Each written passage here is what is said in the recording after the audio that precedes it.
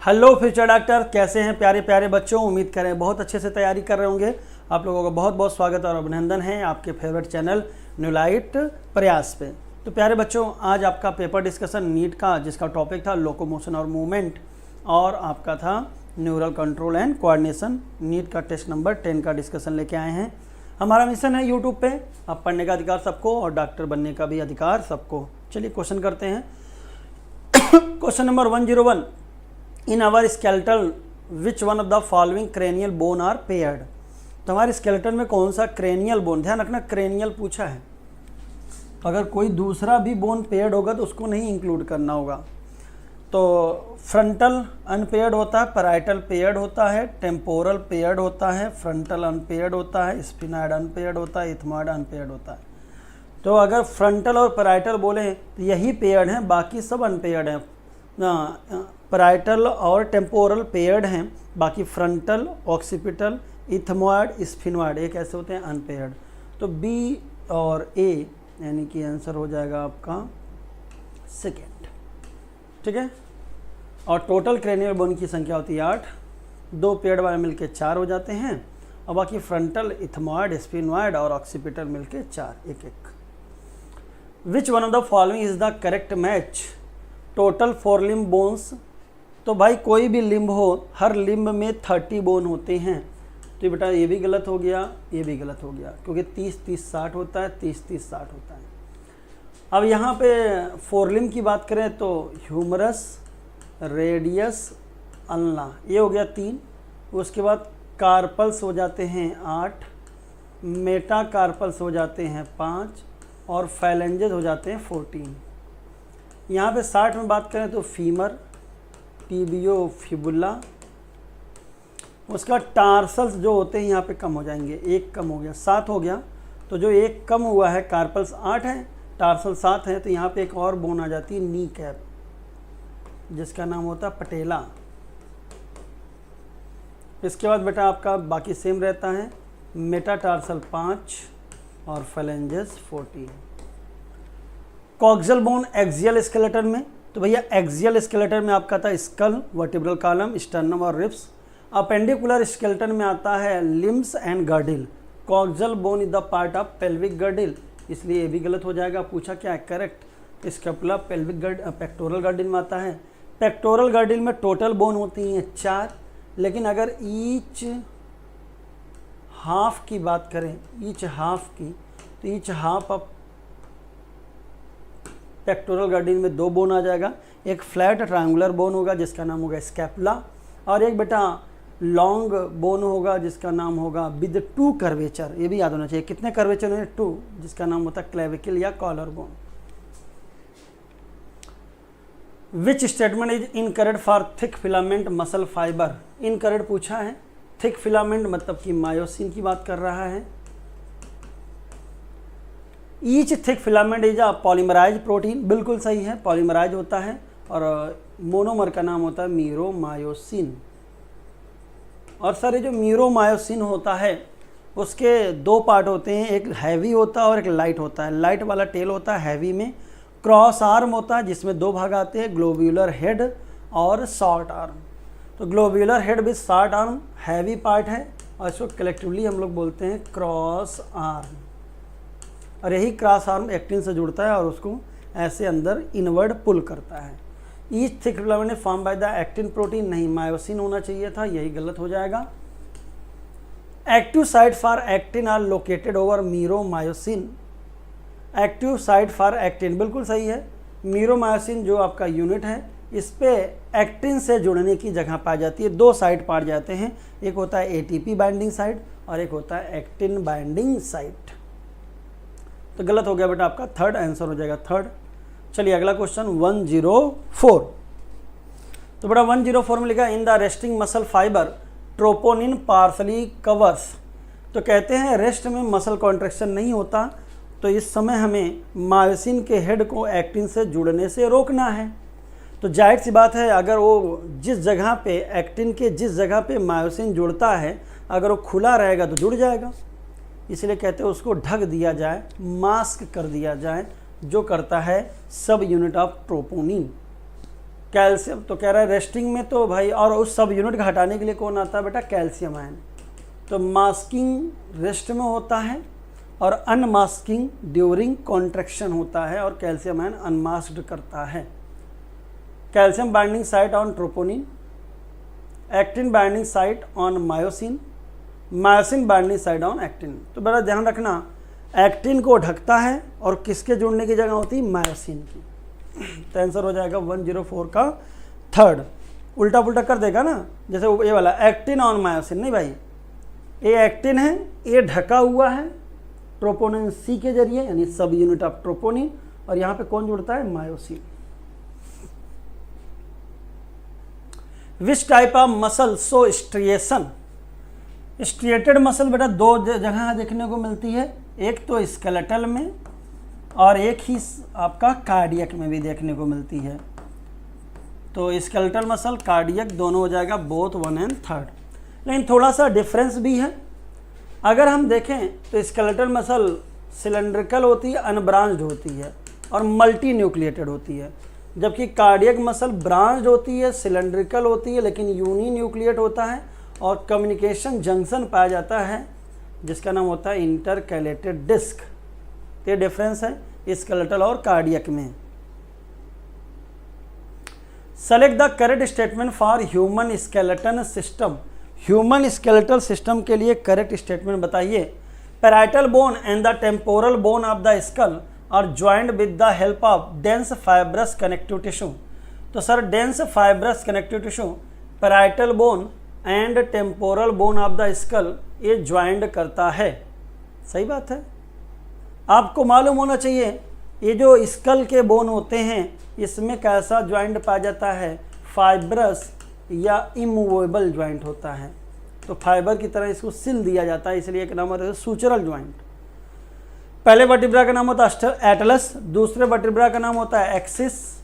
Atlas में condyle जो होता है, ऑक्सीपिटल कोंडाइल दो जो हमारे में होते हैं, उसके जुड़ने का फैसेट पाया जाता है, गड्ढा पाया जाता है। साथ ही साथ एक्सिस का प्रोसेस एटलस में इंटर करके आपका एक ज्वाइंट बनाता है जिसको बोलते हैं pivot joint. The 11th and 12th pair of ribs are called floating ribs. बिल्कुल सही है। एक नाम और रखते हैं वर्टिब्रल रिप्स, यानी ये वर्टिब्रा से तो निकला लेकिन ना तो कार्टिलेज से जुड़ा सातवें के, ना तो स्टर्नम से जुड़ा। अगर वर्टिब्रा से निकले और स्टर्नम से जुड़े तो बोलते हैं वर्टिब्रो स्टर्नल। 1 से लेकर 7वां पेयर होता है, ट्रू रिप्स कहलाता है।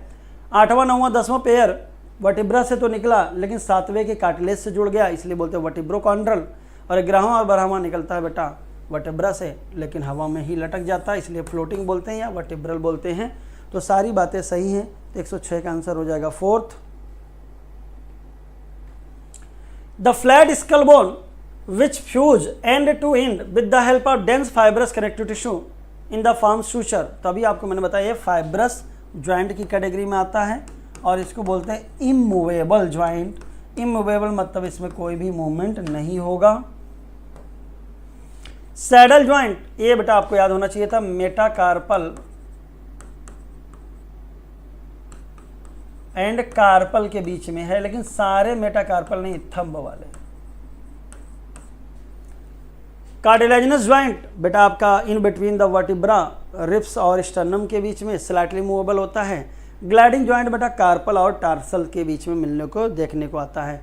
Saddle, gliding, pivot, ball and socket, hinge joint ये सब हैं टाइप साइनोवियल ज्वाइंट के जो फ्रीली मूवेबल होते हैं और इसके अंदर साइनोवियल फ्लूइड पाया जाता है जिससे लुब्रिकेशन का काम करता है और मूवमेंट आसानी से हो जाता है। चलिए अगला क्वेश्चन 108। सर 108 में आपका पूछा गया है which is age related disorder commonly cause by decrease level of oestrogen. तो ये एज रिलेटेड और एस्ट्रोजन की कमी के कारण इसको बोलते हैं ऑस्टियोपोरोसिस। माइस्थेनिया ग्रेविस बेटा ये ऑटो इम्यून डिसऑर्डर है, न्यूरोमस्कुलर जंक्शन या मोटर इंड प्लेट पे काम करेगा। फटीग, पैरालिसिस और वीकनिंग हो जाएगी। मस्कुलर डिस्ट्रॉफी जेनेटिक डिसऑर्डर होता है और बेटा यहाँ पे वीकनिंग हो जाता है मसल्स का। टिटैनी बेटा याद कर लीजिए low calcium ion, rapid and wild spasm या कॉन्ट्रैक्शन होगा, पूरी तरह से मसल कॉन्ट्रैक्ट नहीं करेगी। तो 108 का आंसर हो जाएगा थर्ड। चलिए question number 109, which one of the following bone are single in number? Sacrum, coccyx, sternum, floating ribs, temporal bone. तो बेटा सिंगल पूछा, ध्यान रखिएगा, और कोई स्पेसिफाई नहीं किया कि इस पार्ट का है, तो जो भी सिंगल है उसको आपको उठाना पड़ेगा। तो याद करिए सैक्रम आपका बेटा 1 हो जाएगा, कॉसिक्स भी 1 हो गया, क्योंकि भाई देखिए हालांकि सैक्रल 5 वर्टिब्रा के फ्यूजन से बनता है, और जो कॉसिक्स होता है बेटा ये 4 के फ्यूजन से बनता है, लेकिन अब फ्यूज होके 1-1 कहलाएंगे। स्टर्नम भी 1 है, फ्लोटिंग रिब्स पेयर्ड में है। देख कितना अच्छा है, फ्लोटिंग रिब्स पूछा जाएगा तो बोलोगे 2 पेयर है, या टोटल संख्या हो जाएगी 4। टेम्पोरल बोन, तो भैया टेम्पोरल बोन पेयर्ड होता है और पैराइटल बोन पेयर्ड होता है क्रेनियम में। तो एक वाले क्या हो गए, A, B, C, तो आंसर हो जाएगा बेटा आपका फर्स्ट। चलिए अगला question, how many matching are correct with reference to 1 4 limb bone? तो ह्यूमरस 1, रेडियस 1, तो बेटा देखो बी गलत हो गया, तो क्यों ना हम, अच्छा यहाँ पे 1 2 3 4 तो सारा देखना पड़ेगा। अनला 1 सही है, कार्पल होते हैं 8, ये गलत हो गया। मेटा कार्पल 5, तो ये सही हो गया। क्या पूछा है, करेक्ट, तो 3 सही हैं, आंसर हो जाएगा सेकेंड। तो 110 का आंसर हो गया बेटा second. Which one of the following bone are not included in facial bone? तो बेटा फेशियल बोन में वैसे तो एनसीईआरटी पूरे अच्छे से नहीं लिखती है, लेकिन एफ से फेशियल, एफ से 14 बोन होगा, और ऐसे स्टार्ट में मुझे जैसे याद रहता है तो मैं नाक से स्टार्ट करता हूँ। तो ये बोलता हूँ ये नेजल है, 2 है, ये इन्फीरियर नेजल कॉन्का। इसके बाद थोड़ा इधर आओगे जहाँ पे कीचड़ निकालते हो, इसको बोलते हैं लैक्राइमल। मैक्सिला 2, पीछे पैलेटाइन 2, मैंडिबल 1, जाइगोमेटिक 2। अब बचा बेटा आपका वोमर। वोमर पाया जाता है इस नेजल जो बोन है उसके नीचे, तो हो जाएगा vomer. Which one of the following bone are not included in facial bone? तो लैक्राइमल है 2, नेजल है 2, मैक्सिला है 2, इथमार्ड बेटा आपका कहते हैं किस में आता है, क्रेनियल में। तो नेजल हो गया, मैक्सिला हो गया, लैक्राइमल हो गया, पैलेटाइन हो गया, ये भी 2 होगा, जाइगोमेटिक हो गया, ये भी 2 हो जाएगा। इन्फीरियर, ये नेजल के जस्ट नीचे यहाँ पे टच करिए मिलेगा, inferior nasal concha.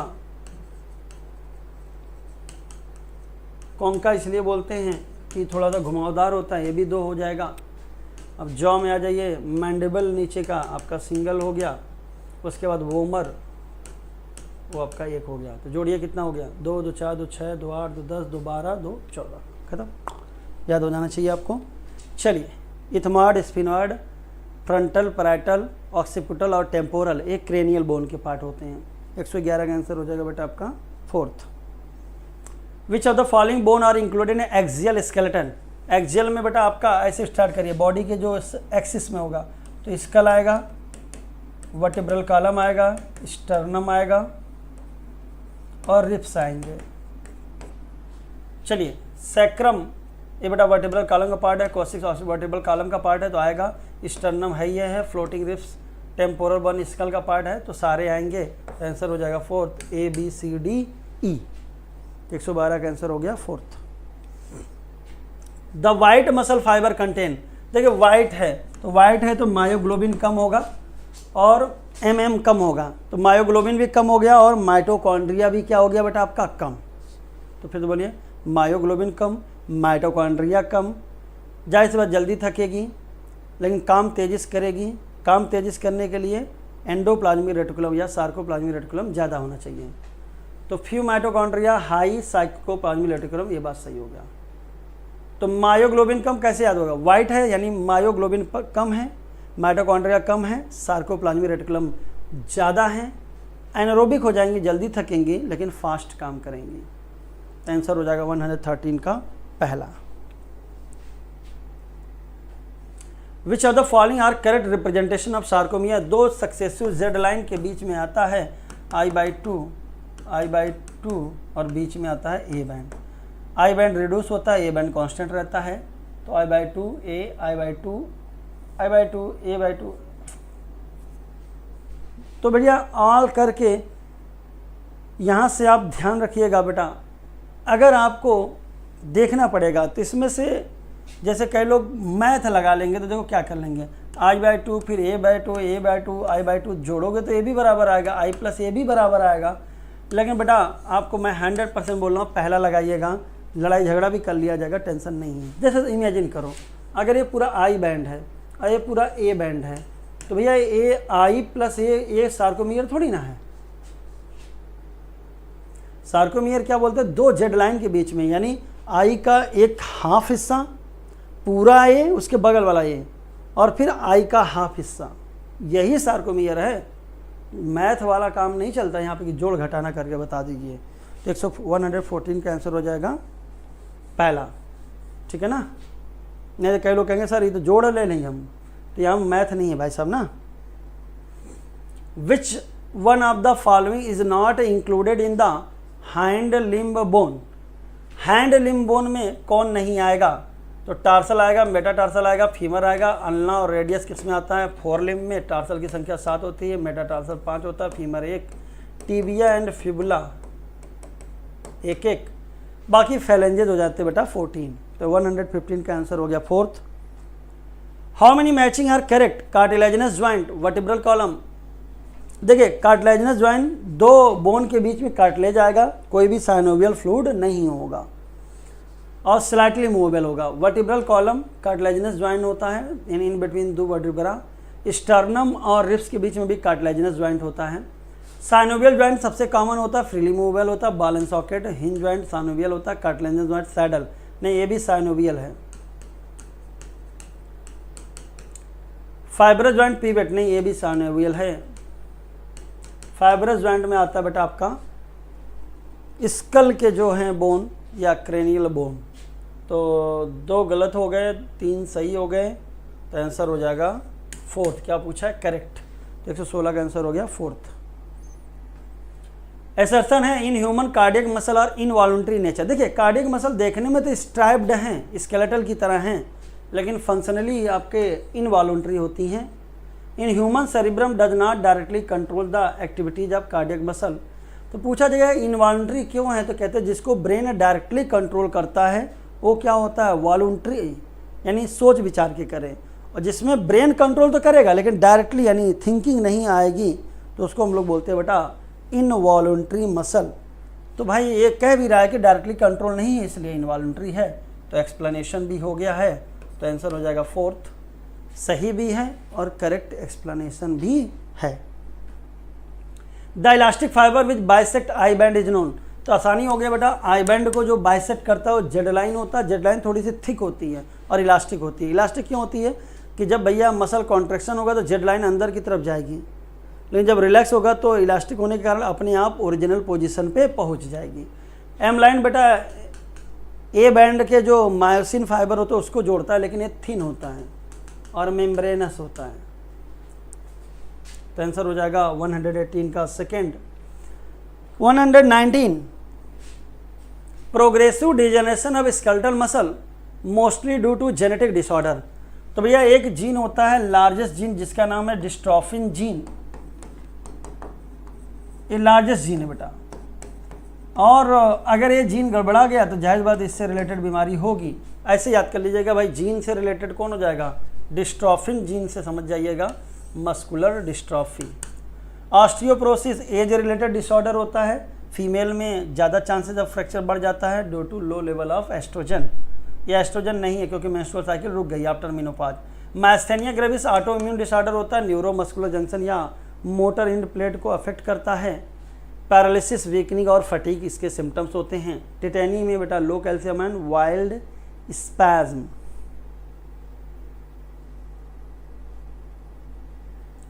Which one of the following is correct event during muscle contraction. तो पूछा है मसल कॉन्ट्रैक्शन के समय कौन सा करेक्ट इवेंट है। Actin slide over myosin toward M line. तो एक्टिन स्लाइड कर रहा है मायोसिन की तरफ, वो भी एम लाइन। तो याद करिए मायोसिन को बांधने वाला एम लाइन होता है और बीच का जो गैप होता है उसको बोलते हैं H zone. H zone become reduced, ये भी सही है। A band retain the length सही है, यानी सारी बातें सही हो गई। तो आंसर हो जाएगा फोर्थ। तो भैया एक्टिन अंदर की तरफ जाएगी जिधर आपका बीचों बीच एम लाइन होता है और जोन का नाम होता है एच जोन जो रिड्यूस होता जाएगा। एक्टिन स्लाइड कर रहा है, मायोसिन जैसे का वैसा पड़ा है, तो ए बैंड अपने लेंथ को कांस्टेंट या रिटेन करेगा, जबकि आई बैंड रिड्यूस हो जाएगा। The junction between a motor neuron and the sarcolemma muscle fibre is called, इसको बोलते हैं न्यूरोमस्कुलर जंक्शन या मोटर इंड प्लेट। तो 121 का आंसर हो जाएगा बेटा आपका second. The important muscle protein that help in movement are, तो भैया मसल प्रोटीन में आपका actin and myosin, tropomyosin, troponin.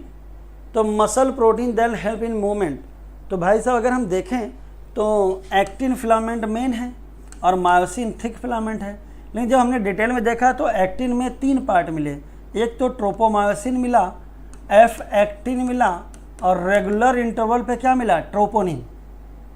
तो एक्चुअली अगर इनको हम जोड़े तो ये भी क्या है, एक्टिन। तो आंसर ऑल ऑफ दीज हो जाएगा कि जरूरत तो सबकी है।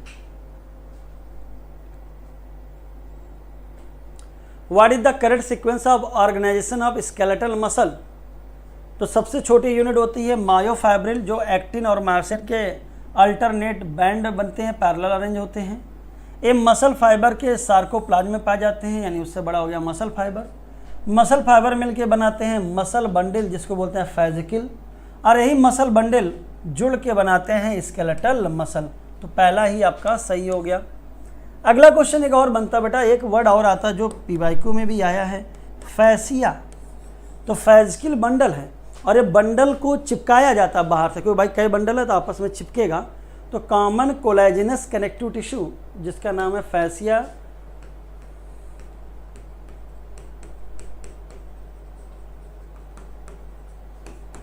तो सर फैसिया और फैसिकिल में लोग कंफ्यूज करते हैं, ये आपको क्लियर होना चाहिए, ध्यान में रखिएगा। चलिए अगला question, which one of the following is the incorrect match, cranial bone axial skeleton में आता है, फेशियल बोन भी आता है, ईयर ऑसिकल भी आता है। तो अगर आप देखो तो जब एनसीईआरटी लिखती है तो क्रेनियल और फेशियल मिला के कितने बनते हैं, 22, क्योंकि क्रेनियल होते हैं 8, फेशियल होते हैं 14। ईयर ऑसिकल आपके 3 3 6 हो जाएंगे malleus incus stapes middle ear में, और एक होता है हायोड। तो कहते हैं स्कल में टोटल बोन कितने हैं, तो 29। लेकिन एनसीईआरटी का एक लाइन होता है कि स्कल में 22 बोन है, लेकिन सर वो पूरी लाइन हम लोग ध्यान नहीं देते हैं। वो लिखता है कि skull is comprises of cranial and facial bone that constitute 22 bone totals. तो स्कल में अगर क्रेनियल और फेशियल को खाली लिया जाए तो दोनों जोड़ के 22 आएगा, उस लाइन का पूरा मतलब होता है। चलिए आंसर हो जाएगा, क्या पूछा है, इनकरेक्ट, तो कोई इनकरेक्ट नहीं है, आंसर हो जाएगा 4th।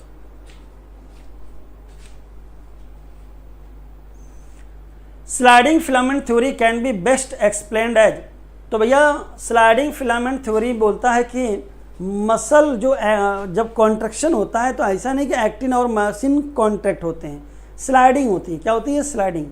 और भी स्लाइड कौन करेगा, एक्टिन, किसके ऊपर, मायोसिन की। ये लैंग्वेज बहुत ही इंपॉर्टेंट है। तो actin and myosin slide filament do not shorten but rather slide past each other, तो यही तो आंसर हो गया। बाकी देखिए और पढ़िए, यहाँ पे लिख रहा है मायोसिन शॉर्टेन इसलिए गलत, यहाँ पे लिख रहा है एक्टिन शॉर्टेन इसलिए गलत, और यहाँ पे बोला दोनों शॉर्टेन, शॉर्टेन का मतलब दोनों क्या कर रहे हैं, कॉन्ट्रैक्ट कर जा रहे हैं, ऐसा नहीं होता। और मायोसिन के ऊपर एक्टिन क्या करता है, स्लाइड। तो ये बढ़िया रहा कि कहते हैं दोनों शॉर्ट नहीं होते हैं, एक दूसरे के ऊपर क्या करते हैं, स्लाइड। तो बहुत ही अच्छा क्वेश्चन है, लेकिन इसको पढ़ने में बहुत समय लगता है। तो ऐसे क्वेश्चन में आप बस ये ढूंढिए कि जिन ऑप्शन में शॉर्टेन दिया होगा मतलब वो कॉन्ट्रैक्ट कर रहा है, वो गलत हो जाएगा। तो ऐसे एलिमिनेट करके आप आसानी से निकाल सकते हैं। Sarcoplasmic reticulum is present in which structure, तो भैया सार्कोप्लाज्मिक रेटिकुलम एंडोप्लाज्मिक रेटिकुलम ही है, लेकिन मसल में सार्को वर्ड आता है तो मसल फाइबर हो जाएगा, कौन सी बड़ी बात है। न्यूरोग्लिया की बात करते हैं तो नर्वस टिश्यू का हाफ से ज़्यादा, more than half volume of nervous tissue neuroglia बनाती है।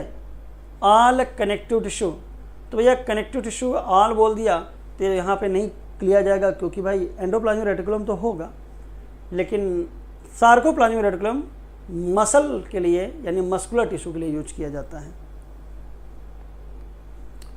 Parallelly arrange filament in the sarcoplasm of skeletal muscle fibre are called, इसको हम लोग बेटा दो नाम से बोलते हैं, मायोफिलामेंट बोल दो, एक्टिन एंड मायोसिन, या बोल दो मायोफाइब्रिल। तो आंसर हो जाएगा 127 का third. Which is incorrect statement, facial muscle और अंडर मेडुलरी कंट्रोल। देखिए बेटा, मेडुला ऑब्लंगाटा इनवॉल्यूंटरी कंट्रोल को देखता है। जितने भी हमारे बॉडी में इनवॉल्यूंटरी वर्क हैं वो मेडुला देखता है। Vomiting, sneezing, coughing, yawning, gastric juice secretion, cardiovascular activity, normal respiration, सब मेडुला देखता है। अच्छा, रेस्पिरेशन में मैंने नॉर्मल बोला है क्योंकि नॉर्मल रेस्पिरेशन की आपको सोचने विचारने की ज़रूरत नहीं होती, लेकिन जो आप फोर्सिबल करते हो उसमें आपको थिंकिंग लगानी पड़ती है, आपको सोच समझ के करना पड़ता है। तो फेशियल मसल और अंडर मेडुलरी, तो अभी मैं आपको बातचीत कर रहा हूँ तो फेशियल मसल आपका देखिए मेहनत कर रही हैं, तो मैं बंद कर दिया, तो ये मेरे अंदर है, तो यानी मेडुलरी नहीं होगा, कैसा होगा, वॉलंटरी। तो ए गलत हो जाएगा। तो ये दोनों ऑप्शन चला गया क्योंकि गलत ही पूछा है। तो ए के बाद डी ही पढ़ लेते हैं। Muscle bundle is called as sarcomere, नहीं भाई, मसल बंडल को क्या बोलते हैं, फेजिकल, यानी डी भी आना चाहिए। तो आंसर तो आपका पहले निकल आया थर्ड। ठीक है, तो 128 का आंसर हो जाएगा थर्ड। लेकिन हम पूरा पढ़ देते हैं। मसल ऑफ इंटेस्टाइन, तो इंटेस्टाइन में बेटा इनवॉलंटरी होता है। Muscle of intestine under medullary control, ये बात ट्रू है। और इनकरेक्ट पूछा है तो ए बी डू गलत हो जाएगा। व्हाट इज द फैसिया, अभी बताया था, फेजिकल को जोड़ने वाला कनेक्टिव टिश्यू क्या कहलाता है, फैसिया।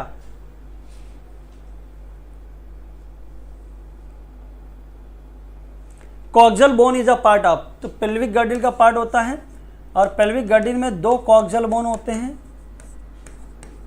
और अगर हाफ ऑफ पेल्विक गर्डिल बोले तो एक कॉक्सियल। हालांकि एक कॉक्सियल बोन जो है इनिशियली 3 बोन के फ्यूजन से अब बना है, इलियम, इस्चियम और प्यूबिस। तो 3 बोन मत गिन लीजिएगा, 3 तभी बोलिएगा जब पूछा जाए कि कितने के फ्यूजन से बना है, लेकिन अब एक ही बोला जाएगा। तो आंसर हो जाएगा second. How many tarsals are present in ankle, ankle में कितने टार्सल्स पाए जाते हैं।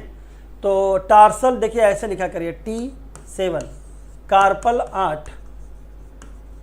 और एक बड़ा यहाँ पे आश्चर्य करने की बात है कि लोकोमोशन और मूवमेंट में अगर सी हो और का पढ़ने में, जैसे क्रेनियल बोन, कार्पल, तो उसकी संख्या 8 होगी, फिक्स है। और अगर सी हो और सा पढ़ने में, जैसे सर्वाइकल वर्टिब्रा, तो ये कितनी हो जाए, 7।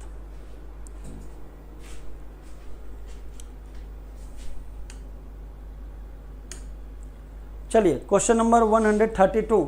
Scapula is large triangular flat bone situated in the dorsal part of the thorax between.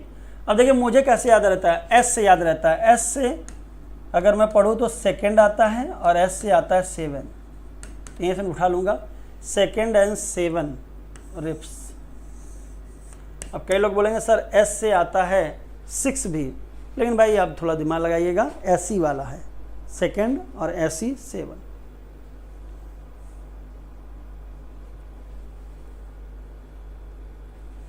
Knee joint is, तो बेटा हिंज ज्वाइंट होता है, एक डायरेक्शन मूवमेंट के अलाउ करता है, एक प्रकार का साइनोवियल ज्वाइंट होता है। एल्बो ज्वाइंट और नी ज्वाइंट हिंज ज्वाइंट के एग्जांपल हैं। बॉल एंड सॉकेट ज्वाइंट बेटा एग्जांपल होता है ह्यूमरस और पेल्विक गर्डिल, पेक्टोरल गर्डिल का ग्लिनवाइड कैविटी, और फीमर और पेल्विक गर्डिल का एसिटाबुलम। पिवट ज्वाइंट होता है बेटा एटलस और एक्सिस के बीच में। ग्लाइडिंग ज्वाइंट होता है कार्पल और टार्सल्स में।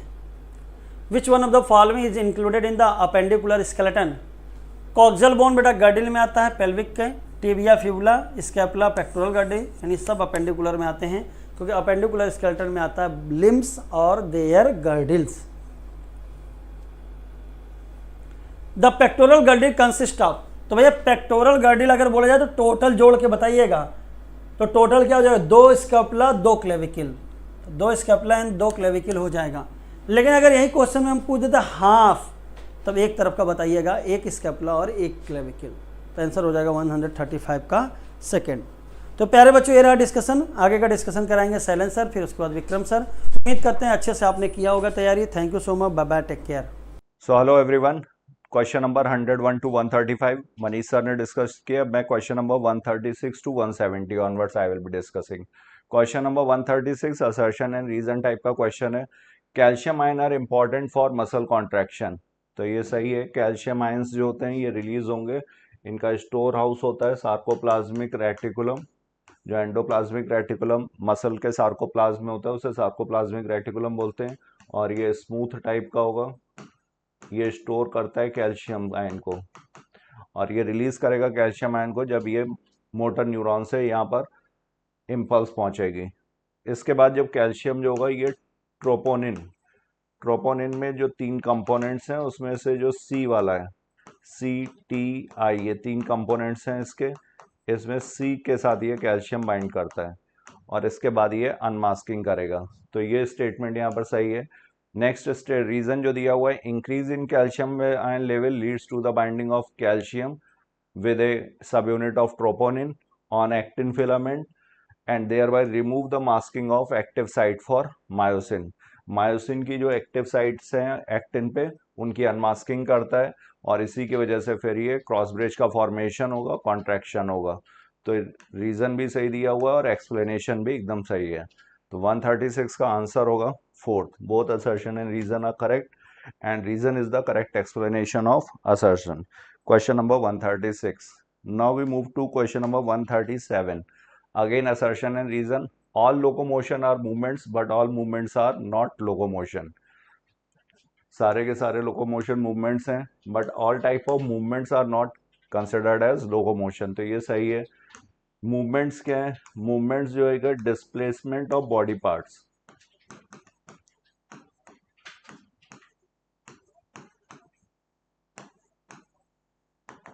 और इसकी वजह से पूरी की पूरी बॉडी अपनी प्लेस या लोकेशन चेंज कर भी सकती है, नहीं भी कर सकती है। जबकि लोकोमोशन में क्या होगा, मूवमेंट होगा और इसमें पूरी की पूरी बॉडी जो होगी, whole organism will change its place और लोकेशन। इसकी प्लेस या लोकेशन चेंज हो जाएगी, तो उसे बोला जाएगा लोकोमोशन। तो यह असर्शन यहाँ पर सही है। Human beings can move limbs, jaws, eyelids, tongue etcetera. ये सब क्या है? ये मूवमेंट, बट प्लेस और location is not change. Some of the movement result in change और प्लेस और location, like walking, running, climbing. ये सब जो मूवमेंट्स होंगे इनकी वजह से क्या होगा, प्लेस या लोकेशन भी चेंज हो जाएगी। तो इनको बोला जाएगा सच वॉलेंट्री मूवमेंट्स, इनको हम लोग बोलेंगे लोकोमोशन। तो इस वजह से जो असर्शन दिया हुआ है ये रीजन उसको करेक्टली एक्सप्लेन भी कर रहा है, और ये स्टेटमेंट भी एज अ रीजन सही है। तो both assertion and reason are true and reason is the correct explanation of assertion. तो 137 का करेक्ट आंसर यहाँ पर होगा fourth. Now we move to another question, question number 138। First 7 pair of ribs are called true ribs. पहले 7 pair ribs जो हैं ये true ribs कहलाती हैं। Dorsally true ribs are attached to the thoracic vertebrae and ventrally connected to the sternum with the help of elastic cartilage। तो ribs में अगर देखा जाए तो रिब्स में फॉर्मूला है 7-3-2। 7 पेयर्स जो है, 7 पेयर्स ये कहलाते हैं ट्रू रिब्स, और ये कहलाती हैं फॉल्स रिब्स, क्योंकि ये 8th 9th और 10th इनका कार्टिलेज जो होता है 7th वाले के कार्टिलेज से फ्यूज होता है, स्टर्नम से डायरेक्ट फ्यूज नहीं होगा। और ये जो दो हैं ये कहलाती हैं फ्लोटिंग रिब्स, क्योंकि ये ना ही किसी रिब्स के कार्टिलेज से अटैच्ड है और ना ही स्टर्नम से। तो यहाँ पर इलास्टिक कार्टिलेज जो दिया हुआ है ये गलत दिया हुआ है। यहाँ पर ये कार्टिलेज का टाइप जो होता है वो हाईलाइन कार्टिलेज। हाईलाइन जो होगा ये हार्ड जहाँ पर कार्टिलेज होता है वहां पर हाईलाइन। तो असर्शन यहाँ पर सही है बट रीजन इज फॉल्स। 138 का correct answer second. Now we move to another question, question number 139। Visceral muscles. तो विसरल मसल्स कैसे होंगे? ये नॉन स्ट्राइटेड होते हैं, फ्यूजिफॉर्म होते हैं, स्मूथ होंगे और यूनी न्यूक्लिएट होते हैं। स्ट्राइएशंस एब्सेंट होंगे,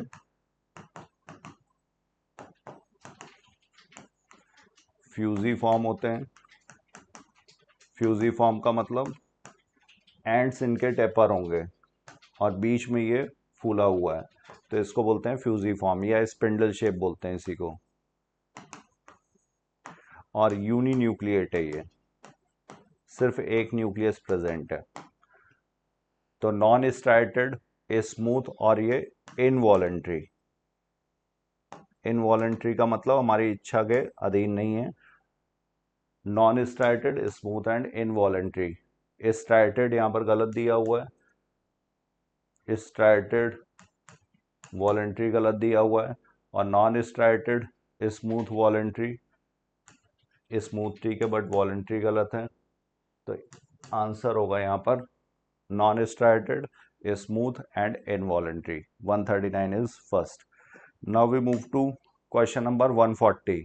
विच of the following statements are correct for smooth muscle fiber? Correct statement for smooth muscle fibers. तो smooth muscle fibers taper at both ends, अभी हम लोगों ने पीछे वाले क्वेश्चन में डिस्कस किया है, ये यूनिन्यूक्लिएट है और इट इज न्यूरोजेनिक। तो ये मल्टी यूनिट स्मूथ मसल भी हो सकते हैं, या दूसरा टाइप होता है single unit smooth muscle. Multi unit smooth muscle में जो फाइबर्स हैं, इंडिविजुअल फाइबर्स, इनके individual motor neurons, motor terminals होंगे मोटर न्यूरॉन के। हर फाइबर का अपना अलग मोटर न्यूरॉन टर्मिनल होगा। तो इसको ये जो होंगे इनको बोला जाता है न्यूरोजेनिक, और ये वाले जो होते हैं ये कहलाते हैं मायोजेनिक। तो स्मूथ मसल के लिए अगर बोला जाए ये मायोजेनिक भी हो सकते हैं या न्यूरोजेनिक भी हो सकते हैं। तो इट इज़ न्यूरोजेनिक सही दिया हुआ है। इट इज़ इनवॉलेंट्री और नॉन स्ट्राइटेड, और ये कैसे हैं, इनवॉलेंट्री हैं और नॉन स्ट्राइटेड है। तो यहाँ पे करेक्ट आंसर ऑल, ये सारे स्टेटमेंट्स इनके लिए सही दिए हुए हैं। Next question number 141। Given below are two statements, दो स्टेटमेंट हैं। Pectoral girdle consist of two coxal bones. तो कॉक्सल बोन्स किसमें है, ये पेल्विक गर्डल में।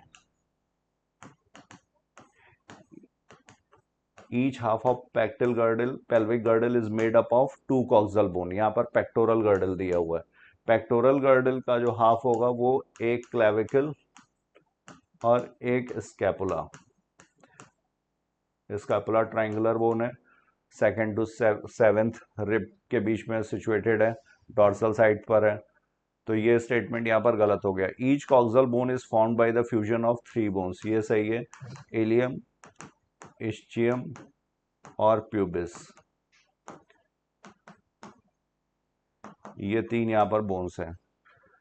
तो ये statement second is correct but statement one is incorrect. Answer होगा यहाँ पर थर्ड।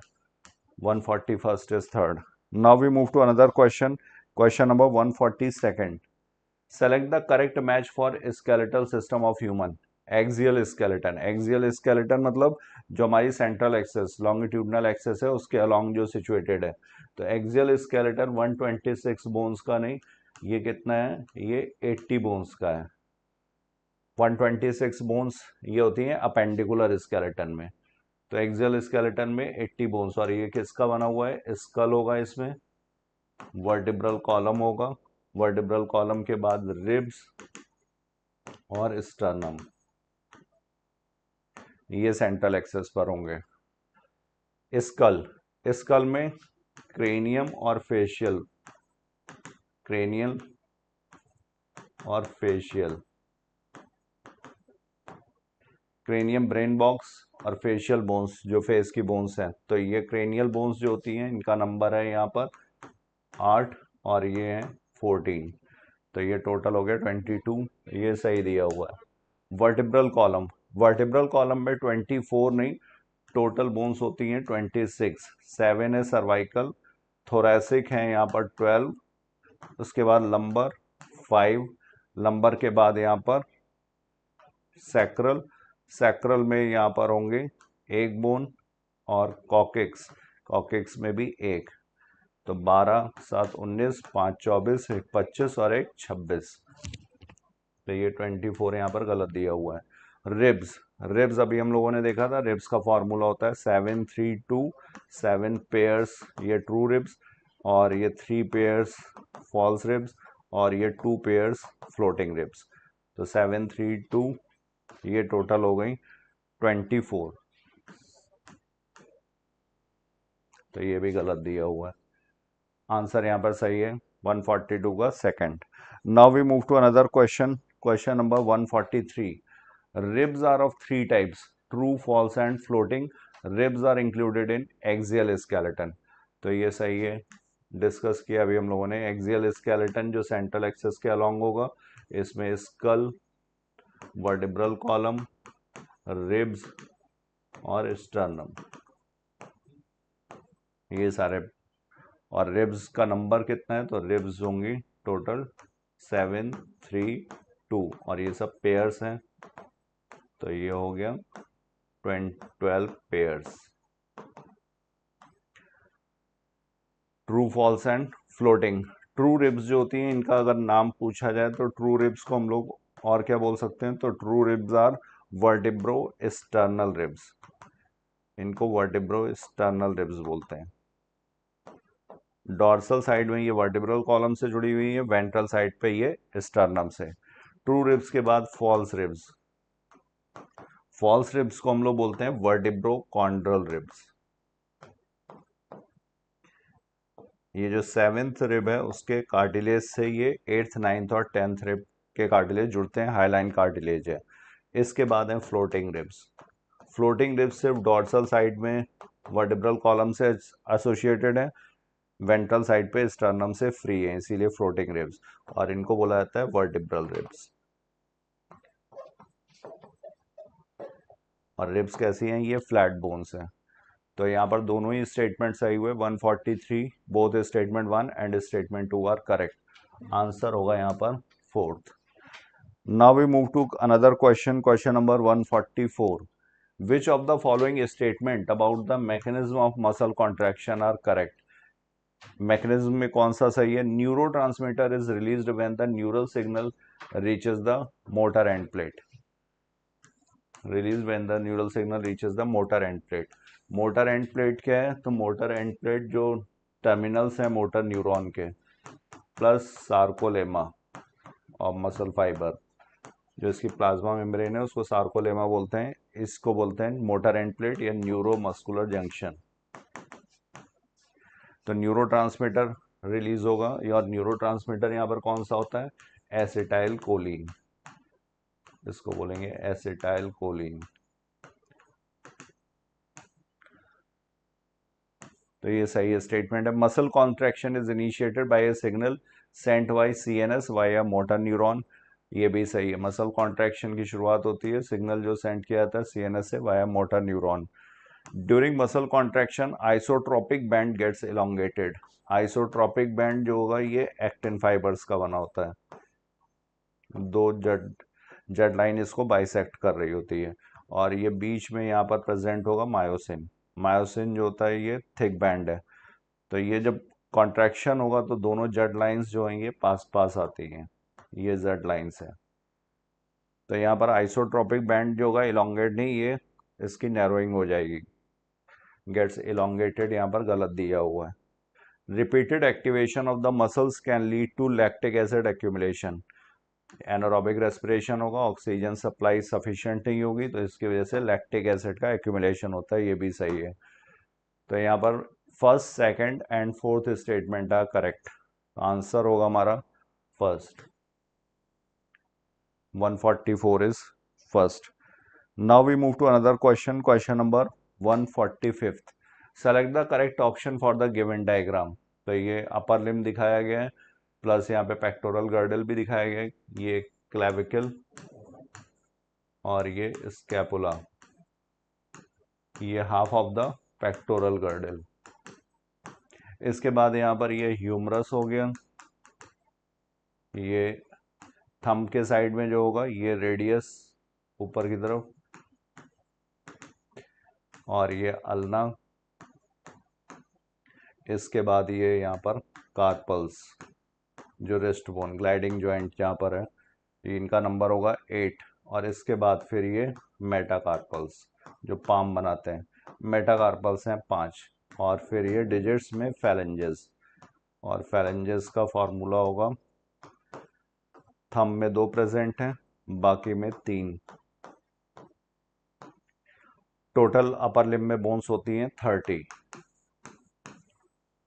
तो यहाँ पर एक ये हो गई रेडियस अल्ना, 2, 8 ये, 3, 8 11, 5 16 और ये टोटल हो गए 14। तो 16 4 20 और 10 30। Each limb is made up of 30 bones. तो यहाँ पर आंसर अगर देखा जाए, ए क्लेविकल सही दिया हुआ है, एफ ह्यूमरस ये भी सही दिया हुआ है और डी यहाँ पर मेटाकार्पल्स ये भी सही है। तो आंसर होगा यहाँ पर fourth 145। Now we move to another question, question number 146। Given below are two statement, some specialised cell in our body, macrophage and leucocyte in blood exhibit amoeboid movement. Macrophage कहाँ पर प्रेजेंट होता है? ये phagocytic sales हैं, ये extra vascular spaces में, extra vascular spaces में blood के बाहर कनेक्टिव टिश्यू वगैरह में प्रेजेंट होंगे। मोनोसाइट से ये डिराइव होते हैं। मोनोसाइट्स जो ब्लड में सेल्स हैं वही चेंज होती है मैक्रोफेजेस में। तो ये भी फैगोसिटिक सेल्स हैं, अमीबॉइड मूवमेंट शो करती हैं। इसके अलावा न्यूट्रोफिल्स जो हैं ये भी फैगोसिटिक हैं और ये भी अमीबॉइड मूवमेंट शो करेंगे। तो सम स्पेशलाइज्ड सेल इन और बॉडी अमीबॉइड मूवमेंट का एग्जांपल है, ये एकदम सही है। अमीबॉइड मूवमेंट होगा किसकी वजह से? तो इसमें साइटोप्लाज्मिक स्ट्रीमिंग और इसमें जो कंपोनेंट हेल्प करेगा वो होगा माइक्रोफिलामेंट्स, साइटोस्केलेटल एलिमेंट माइक्रोफिलामेंट्स।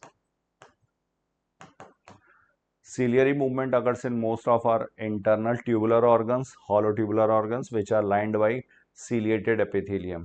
ये भी सही है। और यहाँ पर organs कौन से? Bronchioles and fallopian tubes.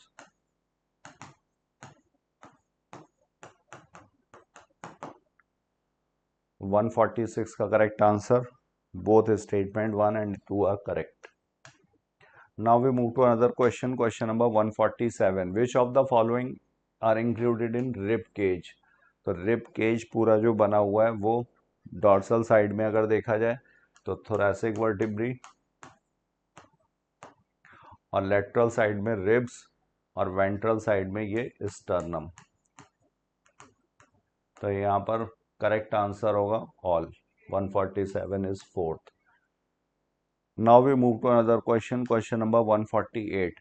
Select the correct ascending order of number of bone in human body. Number of bone ascending order पूछा गया है।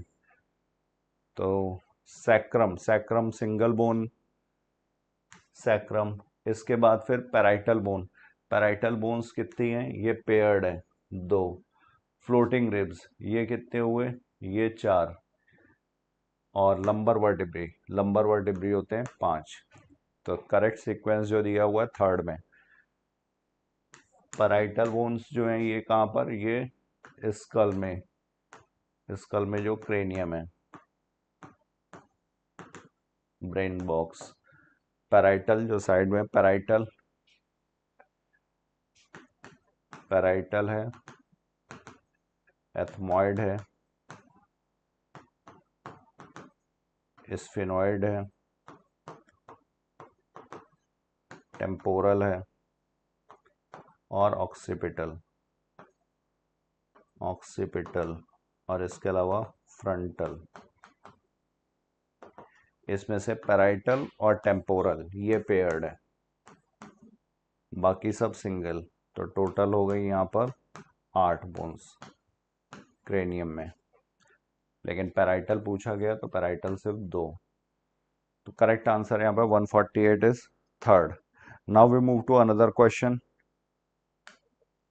Given below are two statements. Fibrous joint permits limited movement. Cartilaginous joint do not allow any movement. Fibrous joint जो होंगे ये गलत दिया है, यहाँ पर रिवर्स होना चाहिए था। कार्टिलेजिनस जॉइंट ये लिमिटेड मूवमेंट अलाउ करते हैं और fibrous joint do not allow any movement. तो यहाँ पर दोनों गलत हो गए। फाइब्रस जॉइंट का एग्जाम्पल है जो सुचर्स हैं स्कल में, पैराइटल, टेम्पोरल, इन सब के बीच में। कार्टिलेजिनस जॉइंट का एग्जांपल है इंटरवर्टिब्रल डिस्क।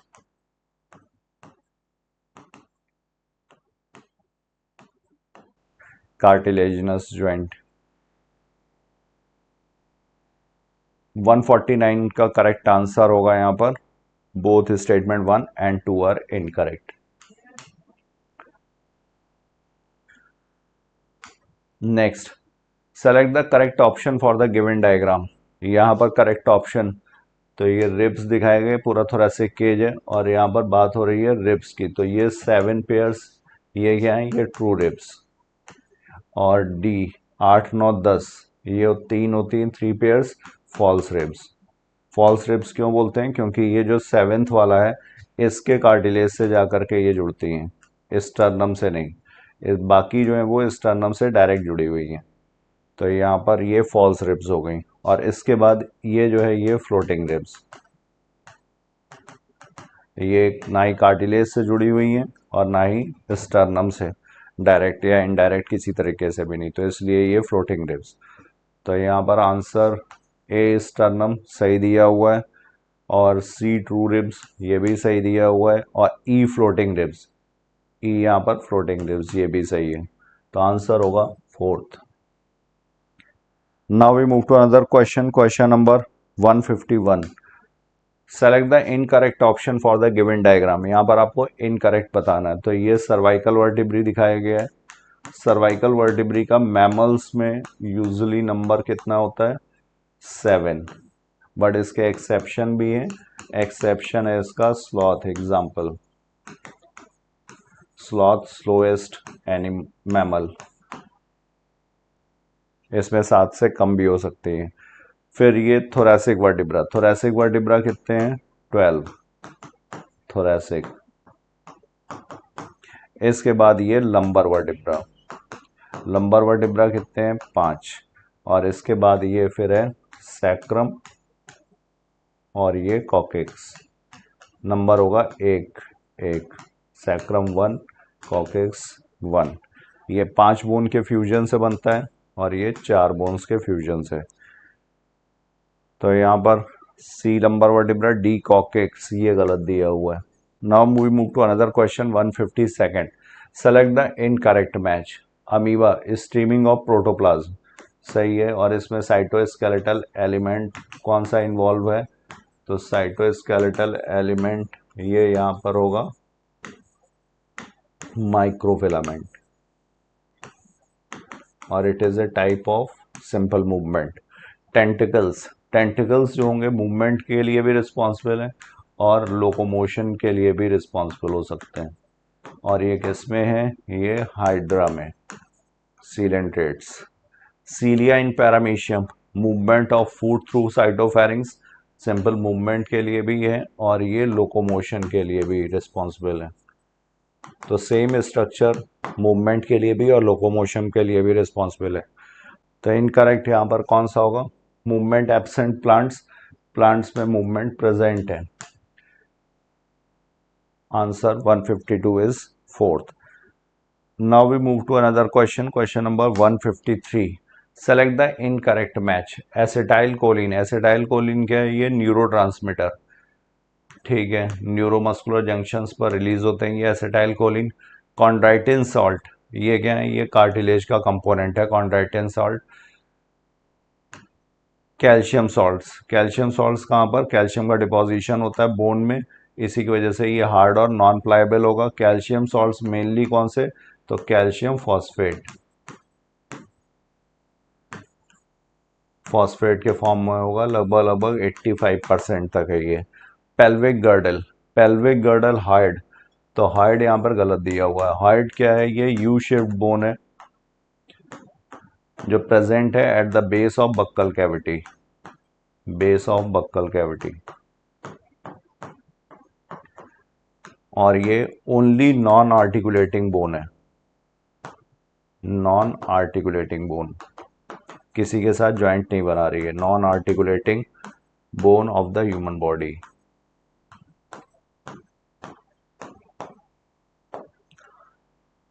इनकरेक्ट मैच यहां पर हो गया 4th।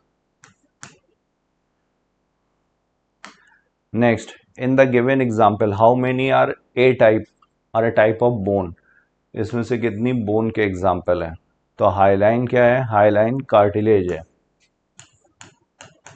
कहां पर प्रेजेंट है, तो ये प्रेजेंट होता है सी शेप्ड रिंग्स, जो ट्रैकिया में ये सी शेप्ड रिंग्स हैं यहाँ पर प्रेजेंट है। इसके अलावा ये जो रिब्स का जो एक्सटर्नल एंड होता है, जो स्टर्नम से जुड़ता है, एक्सटर्नल एंड ऑफ रिब्स, ये भी कार्टिलेज का बना होता है। और कार्टिलेज कौन सा है? ये हाइलाइन कार्टिलेज। इसके अलावा लैक्राइमल बोन है, ये फेशियल बोन होती है। मैग्जिला फेशियल बोन है। नेजल, ये भी फेशियल बोन है। जाइगोमैटिक ये वाली, ये भी फेशियल बोन है। स्टेपीज और मेलियस ये क्या है? ये ईयर ऑसिकल्स मिडिल ईयर में प्रेजेंट है। Ear ossicles, step Méliès, incus और स्टेपीज। सेरिबेलम, सेरिबेलम क्या है? ये पार्ट है किसका? हाइंड ब्रेन का। बैलेंस से रिलेटेड है, इसका मेन फंक्शन है बैलेंसिंग ऑफ द बॉडी। तो कितनी बोन्स हैं? 1 2 3 4 5 6 बोन है। बाकी के 2 जो है यहाँ पर ऑड। 154 का करेक्ट आंसर हो गया यहाँ पर first. Now we move to another question, question number 155। The dorsal flat triangular body of scapula has a slightly elevated ridge called the, which projects as a flat expanded process called। तो ये dorsal side पर ये triangular structure है और यहाँ पर dorsal side पर ये स्पाइन होता है और ये स्पाइन जो होगा यहाँ पर ये एक्रोमियन रिज बनाएगा, which projects as a flat expanded process. Process का नाम है एक्रोमियन। तो स्पाइन और ये acromion second to seventh rib के बीच में ये सिचुएटेड होता है। और एक्रोमियन जो होगा अपने साइड की क्लेविकल के साथ एक्रोमायो क्लेविकुलर जॉइंट बनाता है। ये जॉइंट जो होगा इसको बोलते हैं एक्रोमायो क्लेविकुलर जॉइंट। एक्रोमियन प्रोसेस और क्लेविकुल के बीच में क्लेविकुलर जॉइंट। तो करेक्ट आंसर यहाँ पर 155 is third. Now we move to another question, question number 156. Along with the hypothalamus, limbic lobe is involved in the regulation of sexual behavior, expression of emotional reactions. तो hypothalamus ये क्या है? ये thalamus का जो roof floor जो होगा, thalamus ये बॉक्स लाइक स्ट्रक्चर है, ये एपिथैलेमस हो गया और ये हाइपोथैलेमस। और इसके अलावा लिम्बिक लोब, लिम्बिक लोब जो होगा ये लिम्बिक मतलब होता है बॉर्डर। बॉर्डर किसके बीच में? ये सेरेब्रम और थैलेमस के बीच में सिचुएटेड है ये स्ट्रक्चर। और इसमें मेन जो है एमिगडेला कंपोनेंट्स जो दिए हुए हैं एनसीईआरटी में, एमिगडेला और हिप्पोकैम्पस।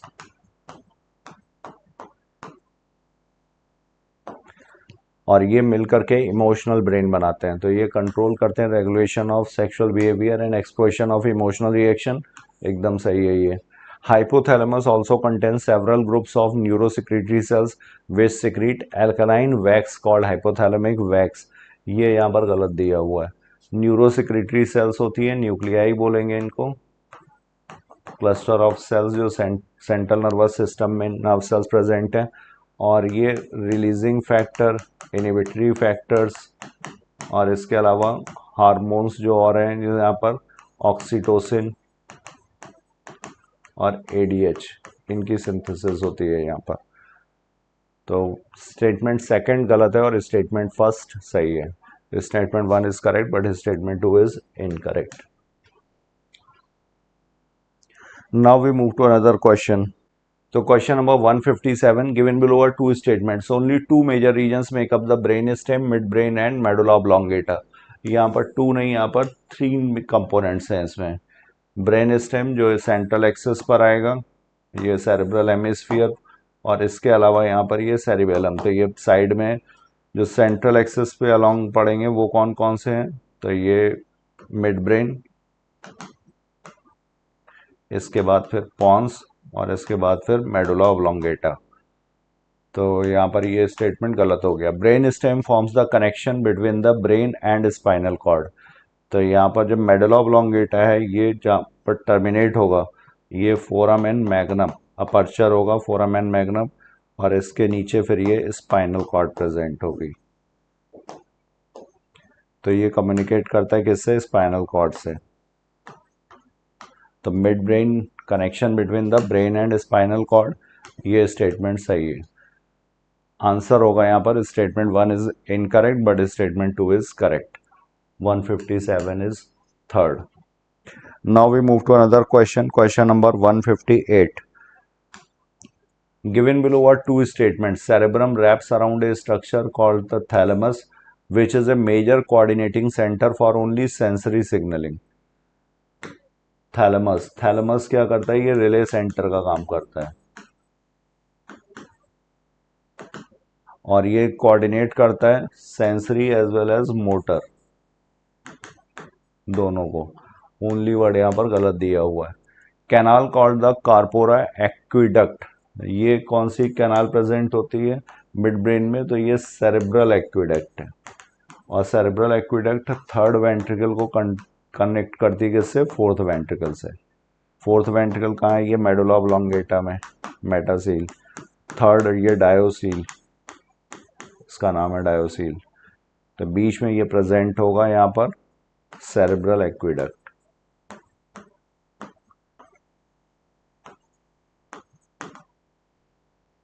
स्टेटमेंट 1 यहाँ पर गलत हो गया और स्टेटमेंट 2 भी गलत है। तो both statement 1 and 2 are incorrect. 158 is first. Now we move to another question, question number 159। Select the correct option for the given diagram. ये क्या है? ये सेरेब्रल हेमिस्फीयर और ये कॉर्पस कैलोसम।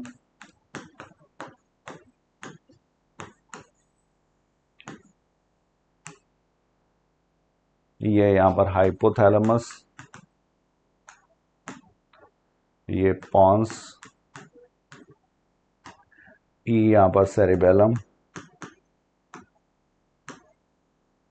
और एफ यहाँ पर medulla oblongata.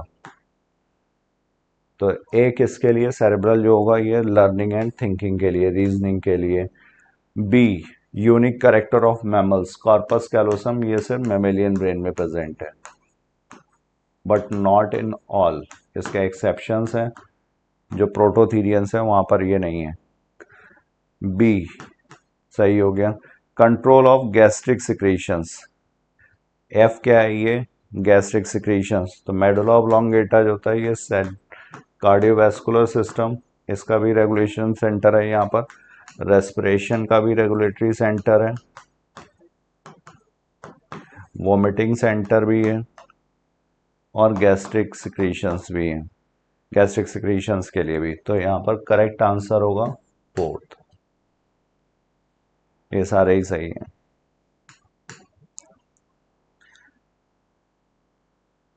Now we move to another question, question number 160। Given below are two statements. There are two types of dendrites, namely myelinated and non-myelinated. तो myelinated और non-myelinated यही क्या से एक्सॉन्स होंगे usually. Nerve cell या neuron जो होगा इसमें, एक तो सेल बॉडी हो गई और सेल बॉडी के बाद यहाँ पर प्रोसेसेस हैं। प्रोसेसेस दो तरीके के हैं, एक होगा डेंड्राइट और दूसरा है एक्सॉन। एक्सॉन जो अवे ले जाएगा, सेल बॉडी से अवे ले जाता है इम्पल्स को, और डेंड्राइट्स जो होंगे जो इम्पल्स को टुवर्ड सेल बॉडी लाते हैं। तो unmyelinated nerve fibre is not enclosed by a Schwann cell that form a myelin sheath around the axon. Unmyelinated nerve fiber not enclosed by a Schwann cell. तो unmyelinated हो या myelinated होगा, यहाँ पर Schwann cell present होती है। Myelinated में ये शीथ बनाती है। तो नॉट इंक्लोज्ड ये गलत दिया हुआ है।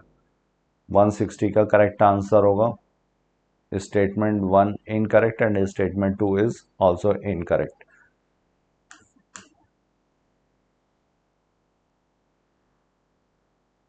Now we move to another question, question number 161. Given below are two statements. The neural organization is very complex in lower invertebrates. For example, in Hydra, it is composed of a network of neuron. तो ये complex नहीं, ये कैसा है? Simple है। और Coelenterata जो है हाइड्रा, यहाँ पर ये first nerve cell, first phylum जिसमें नर्व सेल्स प्रेजेंट है। और ये नर्व सेल्स कैसी होती हैं, ये एपोलर। एपोलर का मतलब डेंड्राइट्स और एक्सॉन में डिफ्रेंसिएशन नहीं होगा, प्रोसेसेस या तो एब्सेंट होंगे, अगर प्रोसेसेस प्रेजेंट हैं तो उनमें डिफ्रेंसिएशन नहीं है डेंड्राइट्स और एक्सॉन का, उसको बोला जाएगा एपोलर। तो कॉम्प्लेक्स गलत। इसके बाद the neural system is better organised in insects where a brain is present along with a number of ganglia and neural tissue. Neural system is better organised in insects, brain present with a number of ganglia and neural tissue.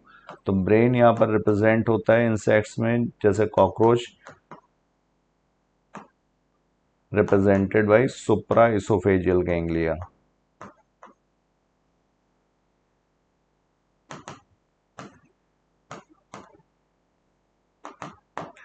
बाकी यहाँ पे double ventral nerve cord होगी, और ये कैसी होगी, ये solid. तो ये स्टेटमेंट यहाँ पर सही दिया हुआ है और स्टेटमेंट 1 इनकरेक्ट है। आंसर होगा यहाँ पर third. Now we move to another question, question number 162। Given below are two statement, dendrites transmit nerve impulses away from the cell body. तो अगर ये सेल बॉडी है और ये सारे डेंड्राइट्स हैं यहाँ पर, और ये एक्सॉन, तो एक्सॉन जो होगा ये अवे लेकर के जाता है, और डेंड्राइट्स जो होंगे ये टुवर्ड्स सेल बॉडी। ये सेल बॉडी यहाँ पर dendrites transmit nerve impulses away, ये गलत दिया हुआ। Axon transmit nerve impulse towards the cell body, ये गलत है। ये इधर होना चाहिए था और ये इधर होना चाहिए था, तब दोनों स्टेटमेंट सही होते हैं। तो यहाँ पर both statement 1 and 2 are incorrect. Next, given below are two statements. At electrical synapse, the membranes of pre- and postsynaptic neurons are in very close proximity. Nerve impulses is transmitted from one neuron to another through junctions called synapses. तो electrical synapse rare है humans में, present होते हैं hypothalamus में, retina वगैरह में।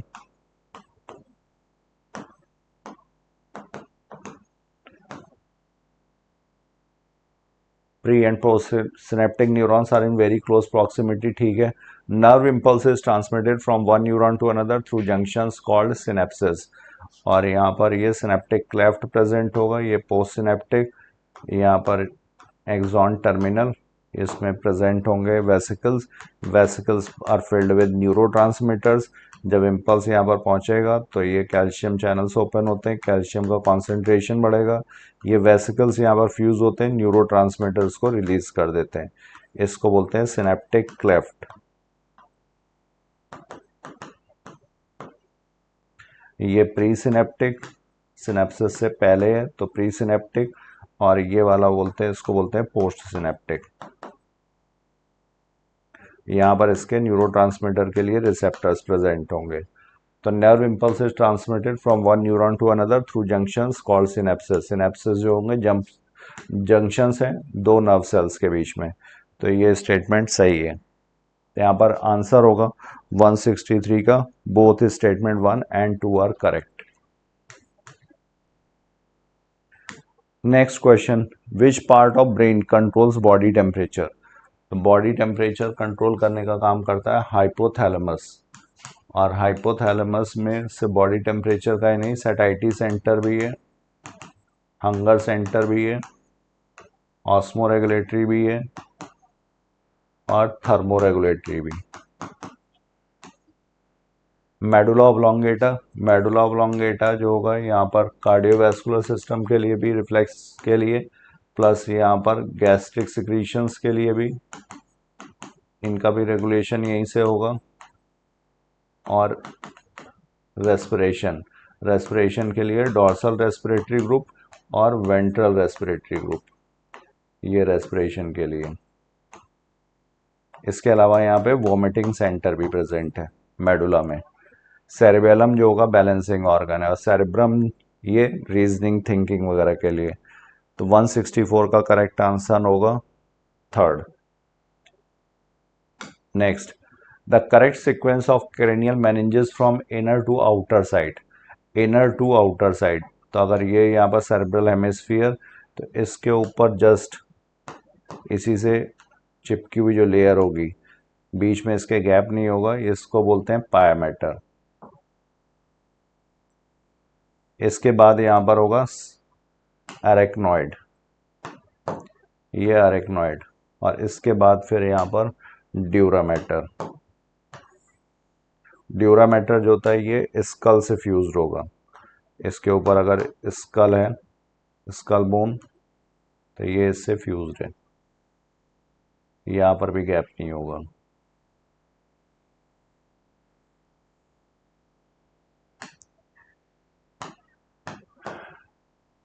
तो ये हो गया पायामेटर, ये हो गया अरेक्नॉइड, और ये हो गया ड्यूरामेटर। इनके बीच में, ड्यूरामेटर के नीचे सबड्यूरल स्पेस, और ये वाली जो स्पेस होती है अरेक्नॉइड और इसके पायामेटर के बीच में, इसको बोलते हैं सब अरेक्नॉइड स्पेस।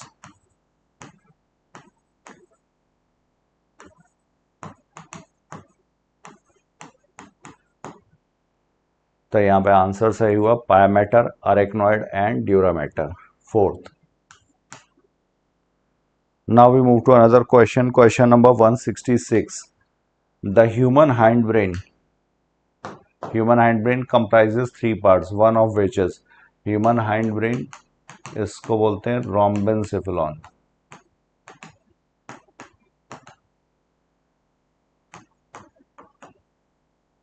और इसमें 3 पार्ट हैं, 3 पार्ट कौन कौन से, सेरिबेलम,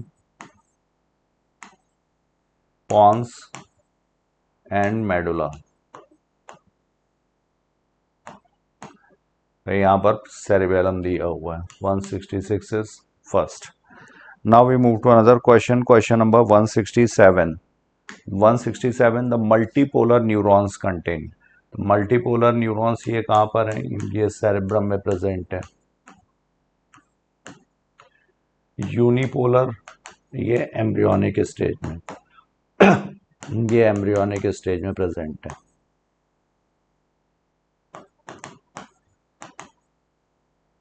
और इसके बाद बाइपोलर, बाइपोलर कहाँ पर है, रेटिना में।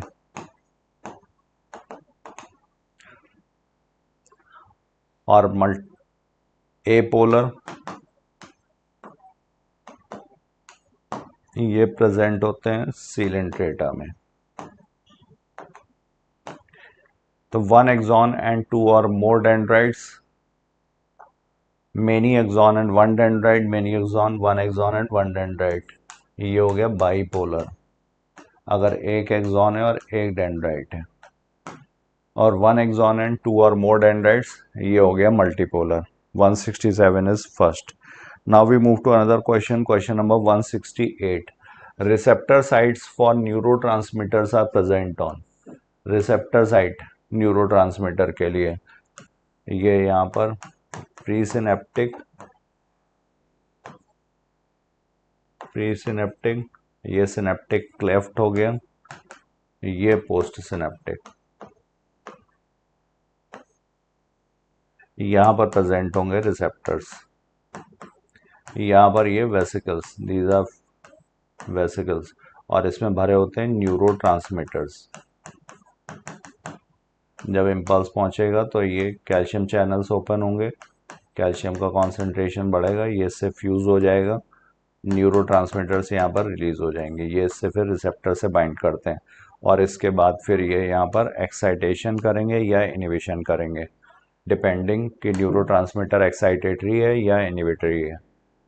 तो 168 का आंसर, रिसेप्टर्स पूछे गए, ये कहाँ पर, ये प्रेजेंट होंगे पोस्ट सिनेप्टिक मेम्ब्रेन पर। Autonomic nervous system is further classified into, तो ऑटोनॉमिक नर्वस सिस्टम के 2 कंपोनेंट्स हैं, एक है सिंपैथेटिक और एक है पैरासिम्पैथेटिक। पैरासिम्पैथेटिक नर्वस सिस्टम ये रिलैक्स्ड कंडीशन जब होगी तब ये काम कर रहा होगा, और सिंपैथेटिक नर्वस सिस्टम जब इमरजेंसी की कंडीशन होगी। सिंपैथेटिक में यहाँ पर जो न्यूरोट्रांसमीटर्स रिलीज होते हैं वो एड्रेनालिन। तो sympathetic and parasympathetic neural system. Now we move to another question, question number 170. Myelin sheath is produced by, तो myelin sheath का प्रोडक्शन ये कौन करेगा? तो सेंट्रल नर्वस सिस्टम में यहाँ पर ऑलिगोडेंड्रोसाइट्स, ये ग्लायल सेल्स हैं, ऑलिगोडेंड्रोसाइट ये करेगी सेंट्रल नर्वस सिस्टम में। और अगर पेरिफेरल नर्वस सिस्टम है तो पेरिफेरल नर्वस सिस्टम में यहाँ पर श्वान सेल।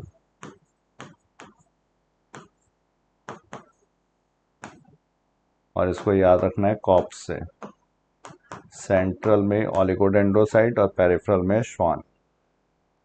तो myelin sheath is present produced by Schwann cell and oligodendrocyte. 170 is fourth. So I have covered my portion. Thank you all of you. Thank you so much.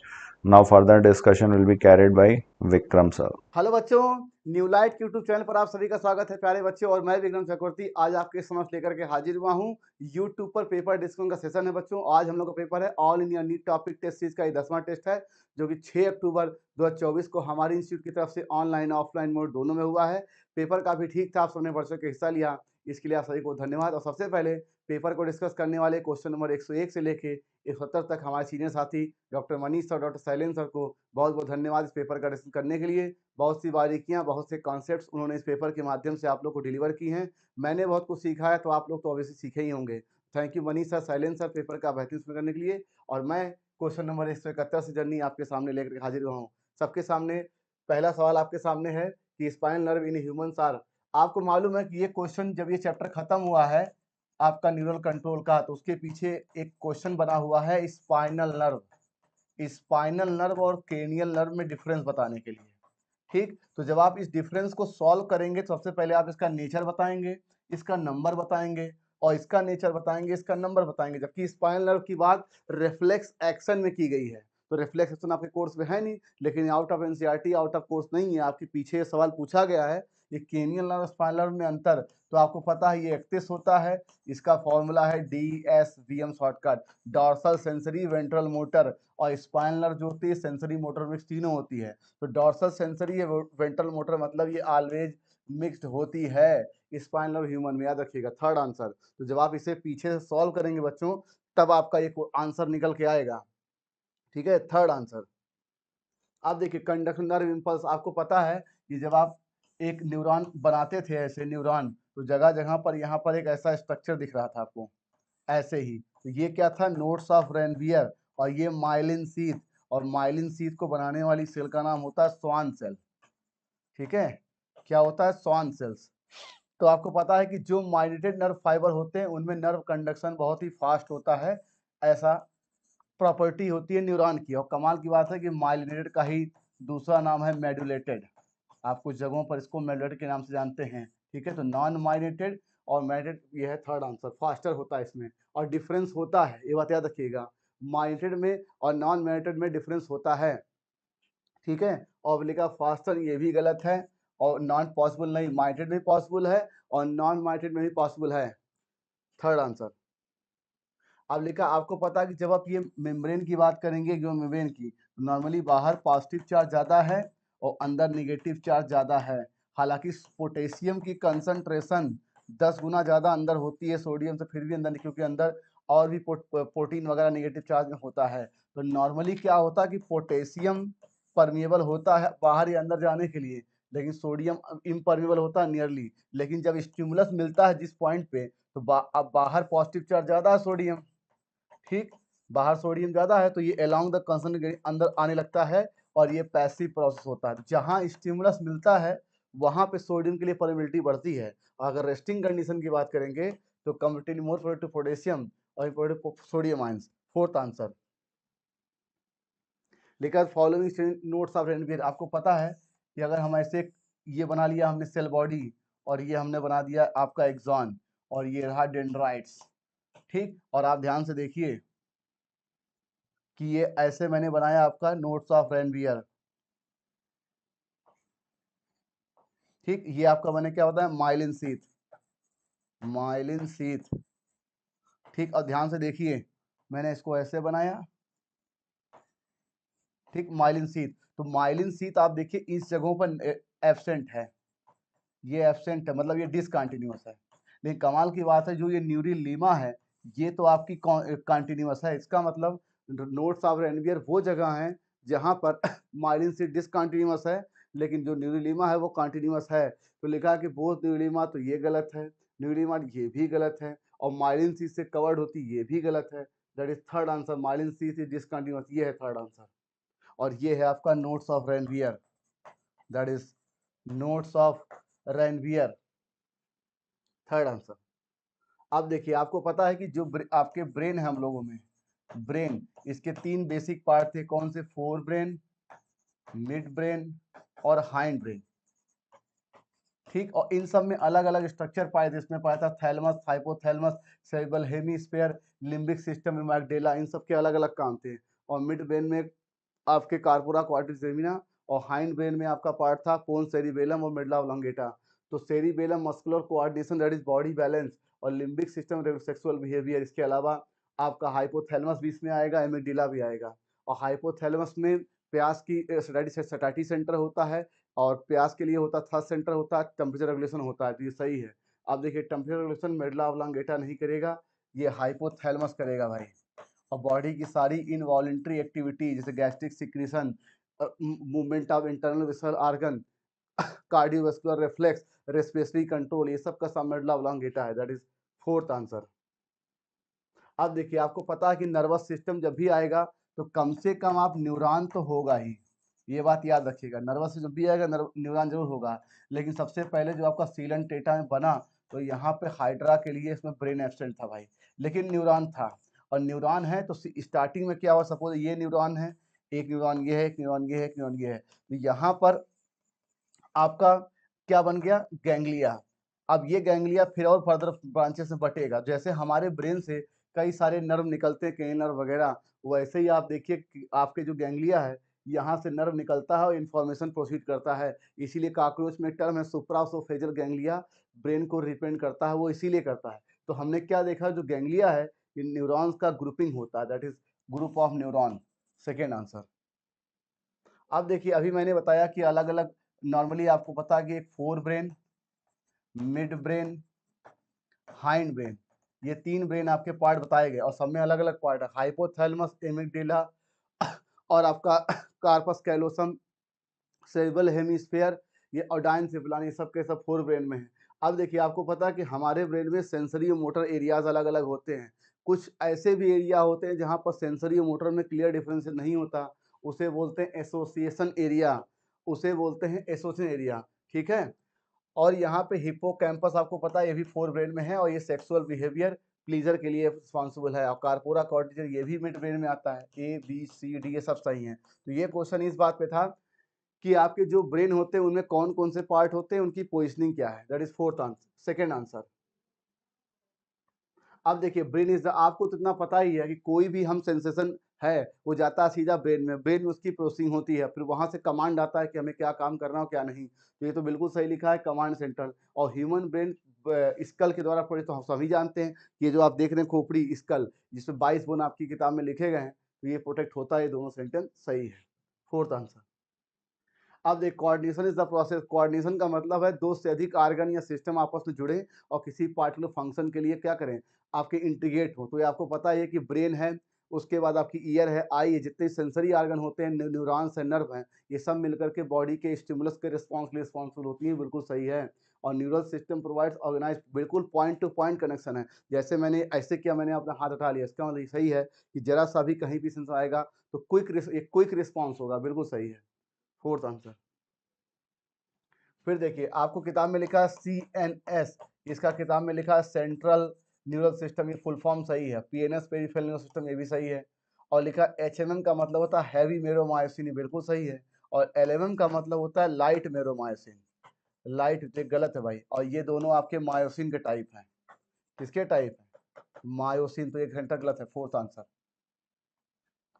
अब आपको पता है कि अगर 2 प्रकार के मसल्स फाइबर आपकी बुक पे लिखे हैं, एक रेड फाइबर और एक वाइट फाइबर। ठीक। और रेड फाइबर में माइटोकॉन्ड्रिया का नंबर हाई है, ये बात याद रखिएगा। और इसमें मायोग्लोबिन भी हाई है, ठीक। इसे एरोबिक मसल्स कहते हैं। और इसमें जो आपका सार्कोप्लाज्मिक रेटिकुलम है वो कम है। और जस्ट रिवर्स इसका इसमें चलेगा, इसमें माइटोकॉन्ड्रिया कम होगा, मायोग्लोबिन भी कम होगा और सार्कोप्लाज्मिक रेटिकुलम ज़्यादा होगा, ठीक है। और इसी एनारोबिक मसल्स की तरह भी माना जाता है, लेकिन आपकी किताब में एरोबिक मसल रेड फाइबर लिखा तो ये सही है। और red fibre myoglobin high, white fibre myoglobin low. और वाइट फाइबर में प्लेंटी ऑफ नहीं, that is few of mitochondria, गलत है, थर्ड आंसर। अब देखिए आपको पता है कि सपोज दैट ये आपका सार्कोलेमा है, सार्कोलेमा मतलब मसल्स की सेल का मेम्ब्रेन, और यहाँ पे कोई स्टिमुलस मिला, और स्टिमुलस मिला तो आपका नर्वस सिस्टम यहाँ पे न्यूरॉन होगा, तो इस जगह को बोलते हैं न्यूरोमस्कुलर जंक्शन। मतलब आपके मसल्स में कोई, हमने मसल्स में दिया स्टिमुलस और यहाँ पे न्यूरॉन था तो उससे सेंसन गया, लेकिन गया और रिस्पॉन्स किसके माध्यम से, केमिकल के माध्यम से आता है। क्या बोलते हैं उसको, न्यूरोट्रांसमीटर। तो न्यूरोट्रांसमीटर वो केमिकल और सेंसेशन और इन चीज़ों के रिस्पॉन्स लेके आता है। अब देखिए जो रिस्पॉन्स लेके गया नर्व फाइबर वो एफरेंट नर्व फाइबर, जो रिस्पॉन्स देगा सेंट्रल नर्वस सिस्टम से प्रोसेसिंग के बाद वो इफरेंट नर्व फाइबर। तो एसिटिलकोलिन जो है ये एक प्रकार का न्यूरोट्रांसमीटर है जो कहाँ रिलीज होता है, आपके न्यूरोमस्कुलर जंक्शन, किससे, न्यूरॉन से रिलीज होता है। एराकिडोनिक एसिड 20 कार्बन का लिपिड है, ग्लिसरॉल 3 कार्बन का लिपिड है, हीमोग्लोबिन एक ऑक्सीजन ट्रांसपोर्ट करने वाली प्रोटीन है, फर्स्ट आंसर। अब देखिए आपको मालूम है कि नॉर्मली एरोबिक मसल्स जो होते हैं हमारे शरीर में एरोबिक रेस्पिरेशन होता है क्योंकि हम लोग एरोबिक ऑर्गेनिज्म हैं, लेकिन लगातार कंटिन्यूस वर्क करने से कभी कभी मसल्स की सेल को ऑक्सीजन सप्लाई थोड़ी कम हो जाती है, एब्सेंट हो जाती है, तो वहाँ पर ग्लाइकोजन के ब्रेकडाउन से ग्लाइकोजन डाइट चला जाता है एनारोबिक रेस्पिरेशन में, और यहाँ पर हो जाता है लैक्टिक एसिड फॉर्मेंटेशन, ठीक है, फॉर्मेंटेशन, ठीक है। और इसमें CO2 नहीं निकलता, याद रखिएगा। तो क्या जमा हो जाता है, लैक्टिक एसिड जमा होने से हमें थकान होती है, सेकेंड आंसर। फिर लिखा शेप ऑफ हाइवाइड बोन, ये यू शेप्ड है, याद रखिए। और यही शेप आपके हेनले लूप का भी होता है, याद रखिएगा।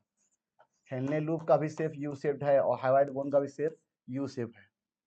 तो बच्चों आइए देखते हैं question 185। Select the correct statements for vertebral column.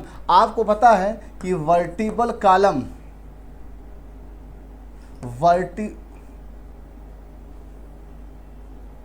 जब आप वर्टिबल कॉलम की बात करते हो बच्चों, तो हमने क्या पढ़ा था कि ये एक्सियल स्केलेटन में आता है, ठीक, एक्सियल स्केलेटन।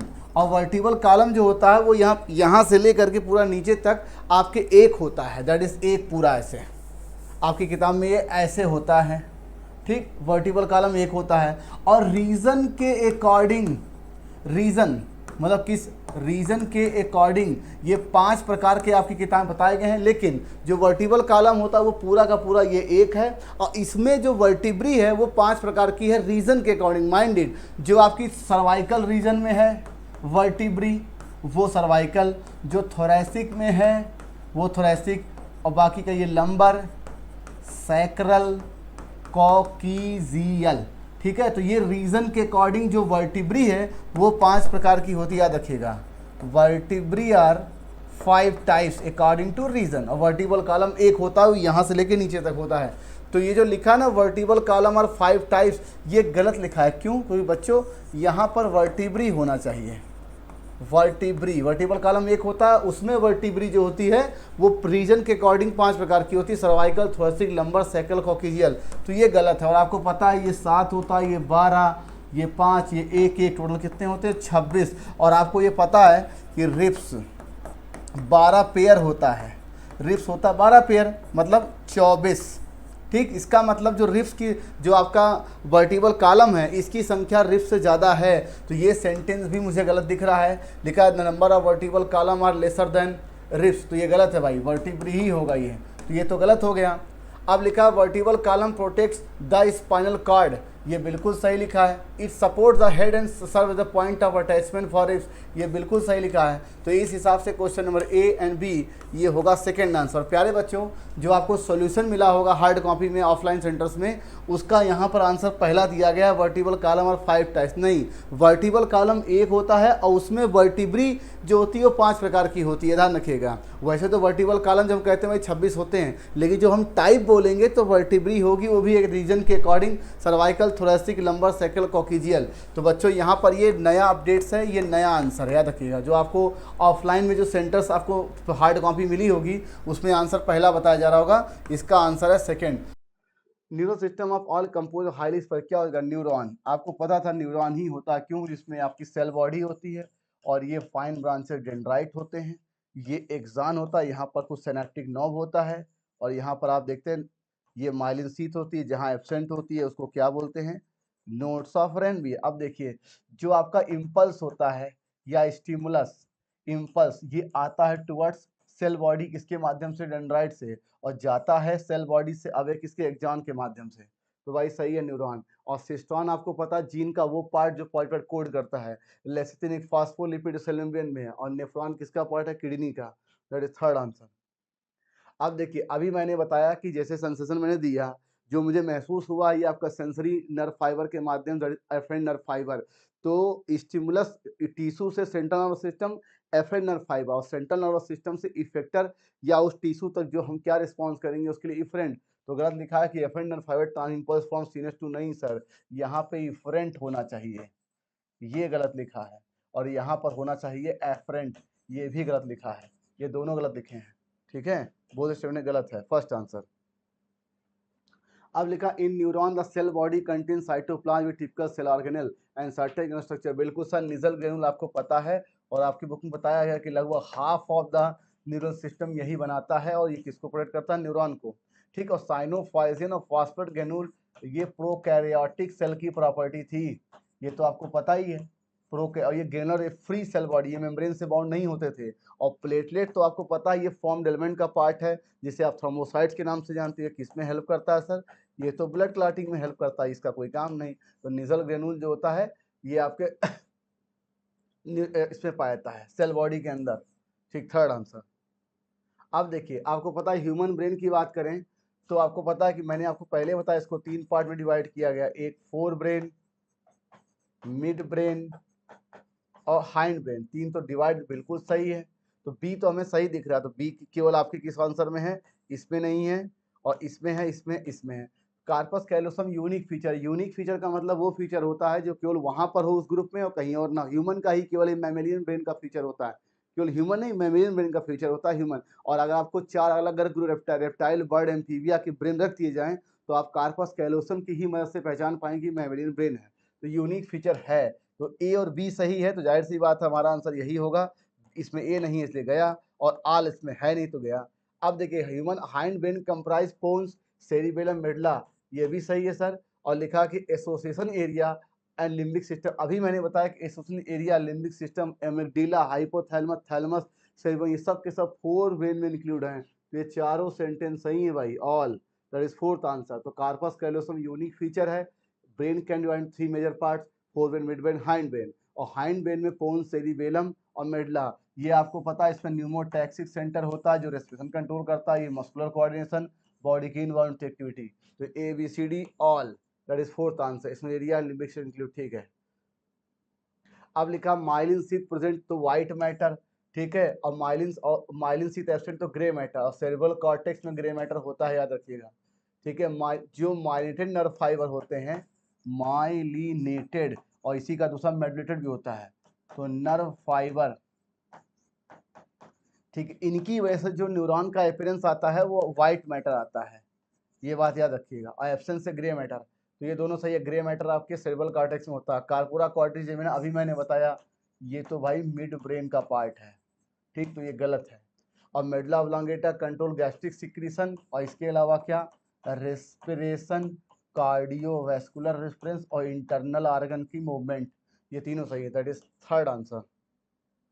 अब देखिए, दिस इज नॉट कंफर्ट, आपको मैंने अभी बताया कि हम न्यूरॉन की बात करें तो एक सेल बॉडी, और ये एक्सान, और ये आपका माइलिन शीथ, ये nodes of Ranvier, synaptic knob, ठीक, और ये आपका डेंड्राइट्स और निजल ग्रेन्यूल, इतने पार्ट न्यूरॉन कंपोनेंट हो गए। तो ये तो ठीक है, ये भी ठीक है, ये भी ठीक है, लेकिन सर आपको मालूम है कि जब मसल्स कॉन्ट्रैक्शन की आपने बात कही थी, मसल्स कॉन्ट्रैक्शन की, तो यहाँ पर एक जेड लाइन थी, यहाँ पर एक जेड लाइन थी, और इन्हीं के बीच मसल्स कॉन्ट्रैक्शन होता था। इसीलिए जो आपका सार्कोमियर है ये functional unit of muscles contraction है। तो ये तो भाई न्यूरॉन का कंपोनेंट नहीं है। That is fourth answer. लिखा कौन सा पार्ट ह्यूमन का ब्रेन का पार्ट नहीं? अभी मैंने बताया सेरिबेलम, ये हाइंड ब्रेन में आता है सर, ठीक, और सेरिब्रम ये फोर ब्रेन का पार्ट है जो कि कॉन्शियस बिहेवियर के रिस्पॉन्सिबल। मैं आपको पढ़ा रहा हूँ, मैं क्या पढ़ाऊंगा, आप क्या पढ़ेंगे, किससे क्या बात करेंगे, सोचना, समझना, थिंकिंग, लर्निंग, ये सब के सब कॉन्शियस बिहेवियर किसके? सेरिब्रम। और सेरिबेलम मस्कुलर कोऑर्डिनेशन। आपको पता है कि जब आप एपेंडिकुलर स्केलेटन की बात करते हो, एपेंडिकुलर स्केलेटन, तो यहाँ पर आपके गर्डिल होते हैं और लिम्स होते हैं, गर्डिल और लिम्ब। और लिम्ब में कौन कौन सा? एक होता है फोर लिम्ब और एक होता है हाइंड लिम्ब। और फोर लिम्ब के बोन में ह्यूमरस, ठीक है, radio ulna, carpal, metacarpal, phalanges. और हाइंड लिम्ब की अगर हम बात करेंगे तो फीमर, टिबियोफिबुला। इसका मतलब ये बोन है, ये तो नहीं होगा। और कार्पल्स मैंने बताया फोर लिम्ब में आता है, ये भी नहीं। और पटेला आपकी ये घुटने वाली हड्डी है, ये तो आपको दिखा, तो ये भी नहीं है। तो कौन सा ब्रेन का पार्ट नहीं है? C D E, that is third answer, ठीक है। तो ये आपसे पूछा कौन सा ब्रेन। अब मान लीजिए इनकी संख्या की बात करें, इसकी संख्या एक है एक पैर में, इसी के कार्पल की संख्या कितनी होती? 5 होती, नहीं, कार्पल की 8 होती है, ठीक, और पटेला एक होता है एक पैर में, ठीक है भाई। तो ये तीनों C D E, fourth answer. लिखा which of the following is are type of joint. आपको वो 3 प्रकार के ज्वाइंट थी, ये ब्रेन में होता है, इसमें नो मूवमेंट, इसमें कोई मूवमेंट नहीं होता। और ये किस फॉर्म में होता है सर?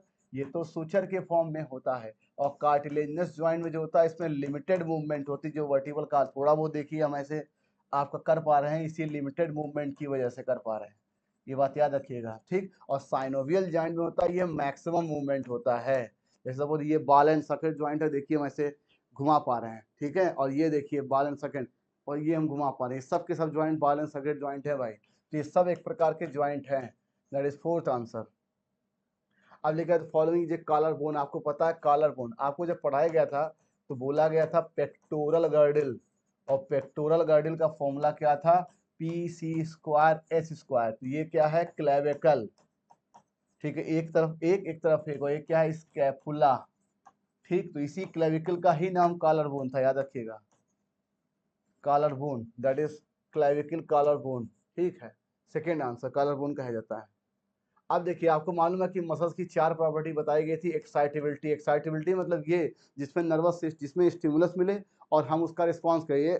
ये देखिए हमने किया, हमने रिस्पांस दिया, तो ये मसल्स पे हमने किया है, और न्यूरोमस्कुलर जंक्शन की वजह से नर्वस सिस्टम के माध्यम से हमें इसमें मिला है। और हम कैसे, अब देखिए एक्साइटेबिलिटी हो गई, और आपकी कॉन्ट्रैक्शन, मसल्स कॉन्ट्रैक्शन तो होता ही, आप देख ही रहे हैं। और थोड़ा बहुत मसल्स में खिंचाव भी होता है, दैट इज एक्सटेंसिबिलिटी। लेकिन कमाल की बात, मसल्स में खिंचाव होता है लेकिन वो रिगेन भी होता है, उसे क्या बोलते हैं? इलास्टिसिटी। मतलब जिस फोर्स से आपने किसी की अवस्था में परिवर्तन किया है, मतलब उसके से डिफॉर्म किया है, वो फोर्स हटने पे वो अपन रिफॉर्म हो जाए, इसी प्रॉपर्टी को बोलते हैं क्या? Elastic property. तो मसल्स में प्रॉपर्टी होती है, वरना हमने किसी बस को पकड़ा, ट्रेन को पकड़ा, एक बार अगर मेरा मसल्स खिंच गया तो जो मेरा हाथ है वो 2 फीट और लंबा हो गया। ऐसा नहीं, खिंचाव होता है लेकिन इसमें रिगेन भी होता है, दैट इज इलास्टिसिटी। तो ये सारी प्रॉपर्टी मसल्स की है, ऑल, ठीक है भाई, सेकेंड आंसर। फिर लिखा सेलेक्ट द इनकरेक्ट मैच। आपको पता है कि अगर हम स्कल की बात करें, स्कल की बात करें तो केनियल बोन, फेसियल बोन। और केनियल बोन में कौन कौन सा? Ethmoid, sphenoid, frontal, parietal, temporal, occipital. तो ये दोनों स्कल में आते हैं भाई, याद रखिएगा। हालांकि यहाँ मैंने मेंशन नहीं किया है कि ये क्रेनियल बोन है या फेसियल, लेकिन स्कल में तो है। ऑक्यूपिटल और टेम्पोरल एक्चुअल में ये आपके क्रेनियल ही बोन है, ठीक, क्रेनियल बोन है, लेकिन सर आपके स्कल का पार्ट है ये, क्योंकि स्कल में क्रेनियल बोन भी होता है सर, और फेसियल भी होता है। इस बात को याद रखिए, गलत नहीं है, मैंने यहाँ मेंशन नहीं किया कि फेसियल है, लेकिन स्कल का पार्ट है। स्कल में 2, क्रेनियल और फेसियल, और क्रेनियल में आपके टेम्पोरल, ऑक्यूपिटल होते हैं। और अभी मैंने बताया कि रिब्स जो है सर वो तो एक्सियल स्केलेटन में आता है, पेंडिकुलर में नहीं आता है। और कार्पस तो एपेंडिकुलर में आता है, किसमें, फोर लिम्ब में, दैट इज थर्ड आंसर। अब देखिए ल्यूकोसाइड आपको पता है हमारे शरीर में अगर किसी पे सीलिया है तो सिलेरी मूवमेंट, फ्लैजिला है तो फ्लैजिलर मूवमेंट, और नहीं है अगर उसको मूव करना है जैसे ओवम का मूवमेंट देख लिए, मैक्रोफेज का, ल्यूकोसाइड का, डब्ल्यूबीसी का, इन सब का एम्बॉयड मूवमेंट होता है। और स्केलेटल मसल्स जो होती है आपको पता है ऐसी जगह पर होती है जहाँ पे हमारा कॉन्शियस बिहेवियर, हाथ है, पैर है, फेशियल है, ये सब के सब क्या है, स्केलेटल मसल। लेकिन जितने भी आपके शरीर की अंतरंग पेशियां हैं, इस नॉस्ट्रिल्स के नीचे जितनी इस स्टमक है, इंटेस्टाइन है, जीआईटी जहाँ पर भी है, वो सब के सब क्या है भाई, स्मूथ मसल्स हैं, ये स्केलेटल नहीं है भाई। और इनका जो होता है ये इनवॉलंटरी मसल्स होती हैं, ये अनस्टेटेड होती हैं, रखिएगा अनस्टेटेड है। और ये इनवॉलंटरी मतलब इनका डायरेक्ट कॉन्शियस कंट्रोल नहीं होता, हम अपनी इच्छाओं के अनुसार इनके मूवमेंट को रेगुलेट या कंट्रोल नहीं कर सकते। हम अपने हाथ को ऐसे कर सकते हैं, ऐसे करते हैं, अपनी फेशियल मसल्स को चेंज कर सकते हैं, लेकिन शरीर के नॉस्ट्रिल्स के नीचे जो भी है उनके मसल्स पे हमारा कॉन्शियस कंट्रोल नहीं है। कंट्रोल है अल्टीमेटली नर्वस सिस्टम का, लेकिन कॉन्शियस कंट्रोल नहीं है। ठीक, तो भाई ये तो गलत है। विसल मसल्स इनवॉलंटरी मसल्स होती हैं, और हमारे शरीर का 40 से 50% जो बॉडी वेट का मसल्स ही होता है। ये आपकी बुक में लिखा है, सेकेंड आंसर लिखा। कौन सी आपको पता है, क्रेनियल मेनिंजेस की आप बात करते हैं, DAP, ये आउटर है, ये मिडिल है, और ये है इनर। ठीक, ये कौन सा है, डायामीटर, और ये एरेक्नॉइड, ये क्या है, पायामीटर। ठीक, तो यही सबसे ब्रेन टिश्यू के करीब में है, याद रखिएगा। लिखा कौन सा contact brain tissue, that is pia mater, outer, middle, inner, third answer. फिर लिखा कौन सा, अब देखिए आपको जब बोलते हो यूनिपोलर तो इसका क्या बोलते हो सर, ये तो वन एक्सॉन, नो डेंड्राइट्स। ठीक, इसमें क्या है, वन एक्सॉन, वन डेंड्राइट्स। ठीक, इसमें क्या है, one axon with many dendrites. ठीक, तो कमाल की बात है, सब में एक ही एक्सॉन है, क्वेश्चन यही था, ये किसमें, one axon, that is fourth answer. ठीक है, ये एम्ब्रियोनिक कंडीशन में, ये मल्टीपोलर, और मोस्ट ऑफ द जो हमारा न्यूरॉन है वो multipolar, that is fourth answer. लिखा set the incorrect statement for flagellar. अभी मैंने बताया कि फ्लैजुलर मूवमेंट का मतलब ही है कि ऐसी सेल या ऐसा कोई ऑर्गेनिज्म जिस पर फ्लैजुला हो। ठीक, और आपको पता फ्लैजुला कहाँ पर, स्पर्मेटोजोआ की मूवमेंट फ्लैजुला करता है, और प्रोटोजोआ जैसे कि यूग्लिना में फ्लैजुला होता है, और जो कैनाल सिस्टम होता है उसकी जो सेल होती है क्वानोसाइट, उस पर होते हैं ये फ्लैजुलर। लेकिन ये स्पॉन्ज की प्रॉपर्टी है भाई, ये बात याद रखिएगा, ये स्पॉन्ज की प्रॉपर्टी है, या हम पोरीफेरेंस भी कह सकते हैं, पोरीफेरेंस, तो ये गलत है, दैट इज सेकेंड आंसर। ठीक है, तो it help in swinging of spermatozoa. अगर हम यहाँ पर बैक्टीरियल सेल भी कहें जिनकी मूवमेंट तो भी सही होता, हम यहाँ पर गैमीट की मूवमेंट कह दें तो भी सही होता, गैमीट दैट इज स्पर्मेटोजोआ। तो भाई ये सेकंड सही है, सेकंड ही गलत है। जो कैनाल सिस्टम किसकी प्रॉपर्टी है, आपकी पोरीफेरेंस और स्पॉन्ज की है। तो प्यारे बच्चों यही सेशन खत्म हुआ। कमेंट बॉक्स में बताइए कि आपको सेशन कैसा लगा, और हमारे सीनियर साथी शैलेंद्र सर और मनीष सर ने बहुत ही शानदार इसमें किया है, तो thank you Manish sir, Shailendra sir आपको बेहतरीन करने के लिए। आशा और उम्मीद है कि आप लोग आगे भी इस तरह से चैप्टर्स में छिपी हुई बारीकियों को आप बताएंगे कि जिस उद्देश्य से मैं पेपर बना रहा हूँ। मुझे नहीं मालूम था कि आप लोग इतना अच्छा, इतना बेहतरीन करेंगे। जो कंसेप्ट की बातें जो अब तक मुझे लगा कि अब उनके डिस्कशन के माध्यम से मुझे 2-4-10 सवाल और मिल गए कि मैं फ्रेम कर सकूंगा। तो आशा उम्मीद है कि इसी तरह से आप लोग के डिस्कशन से मैं सीखता जाऊंगा और बच्चे तो सीखेंगे। Thank you for watching the video, bye bye.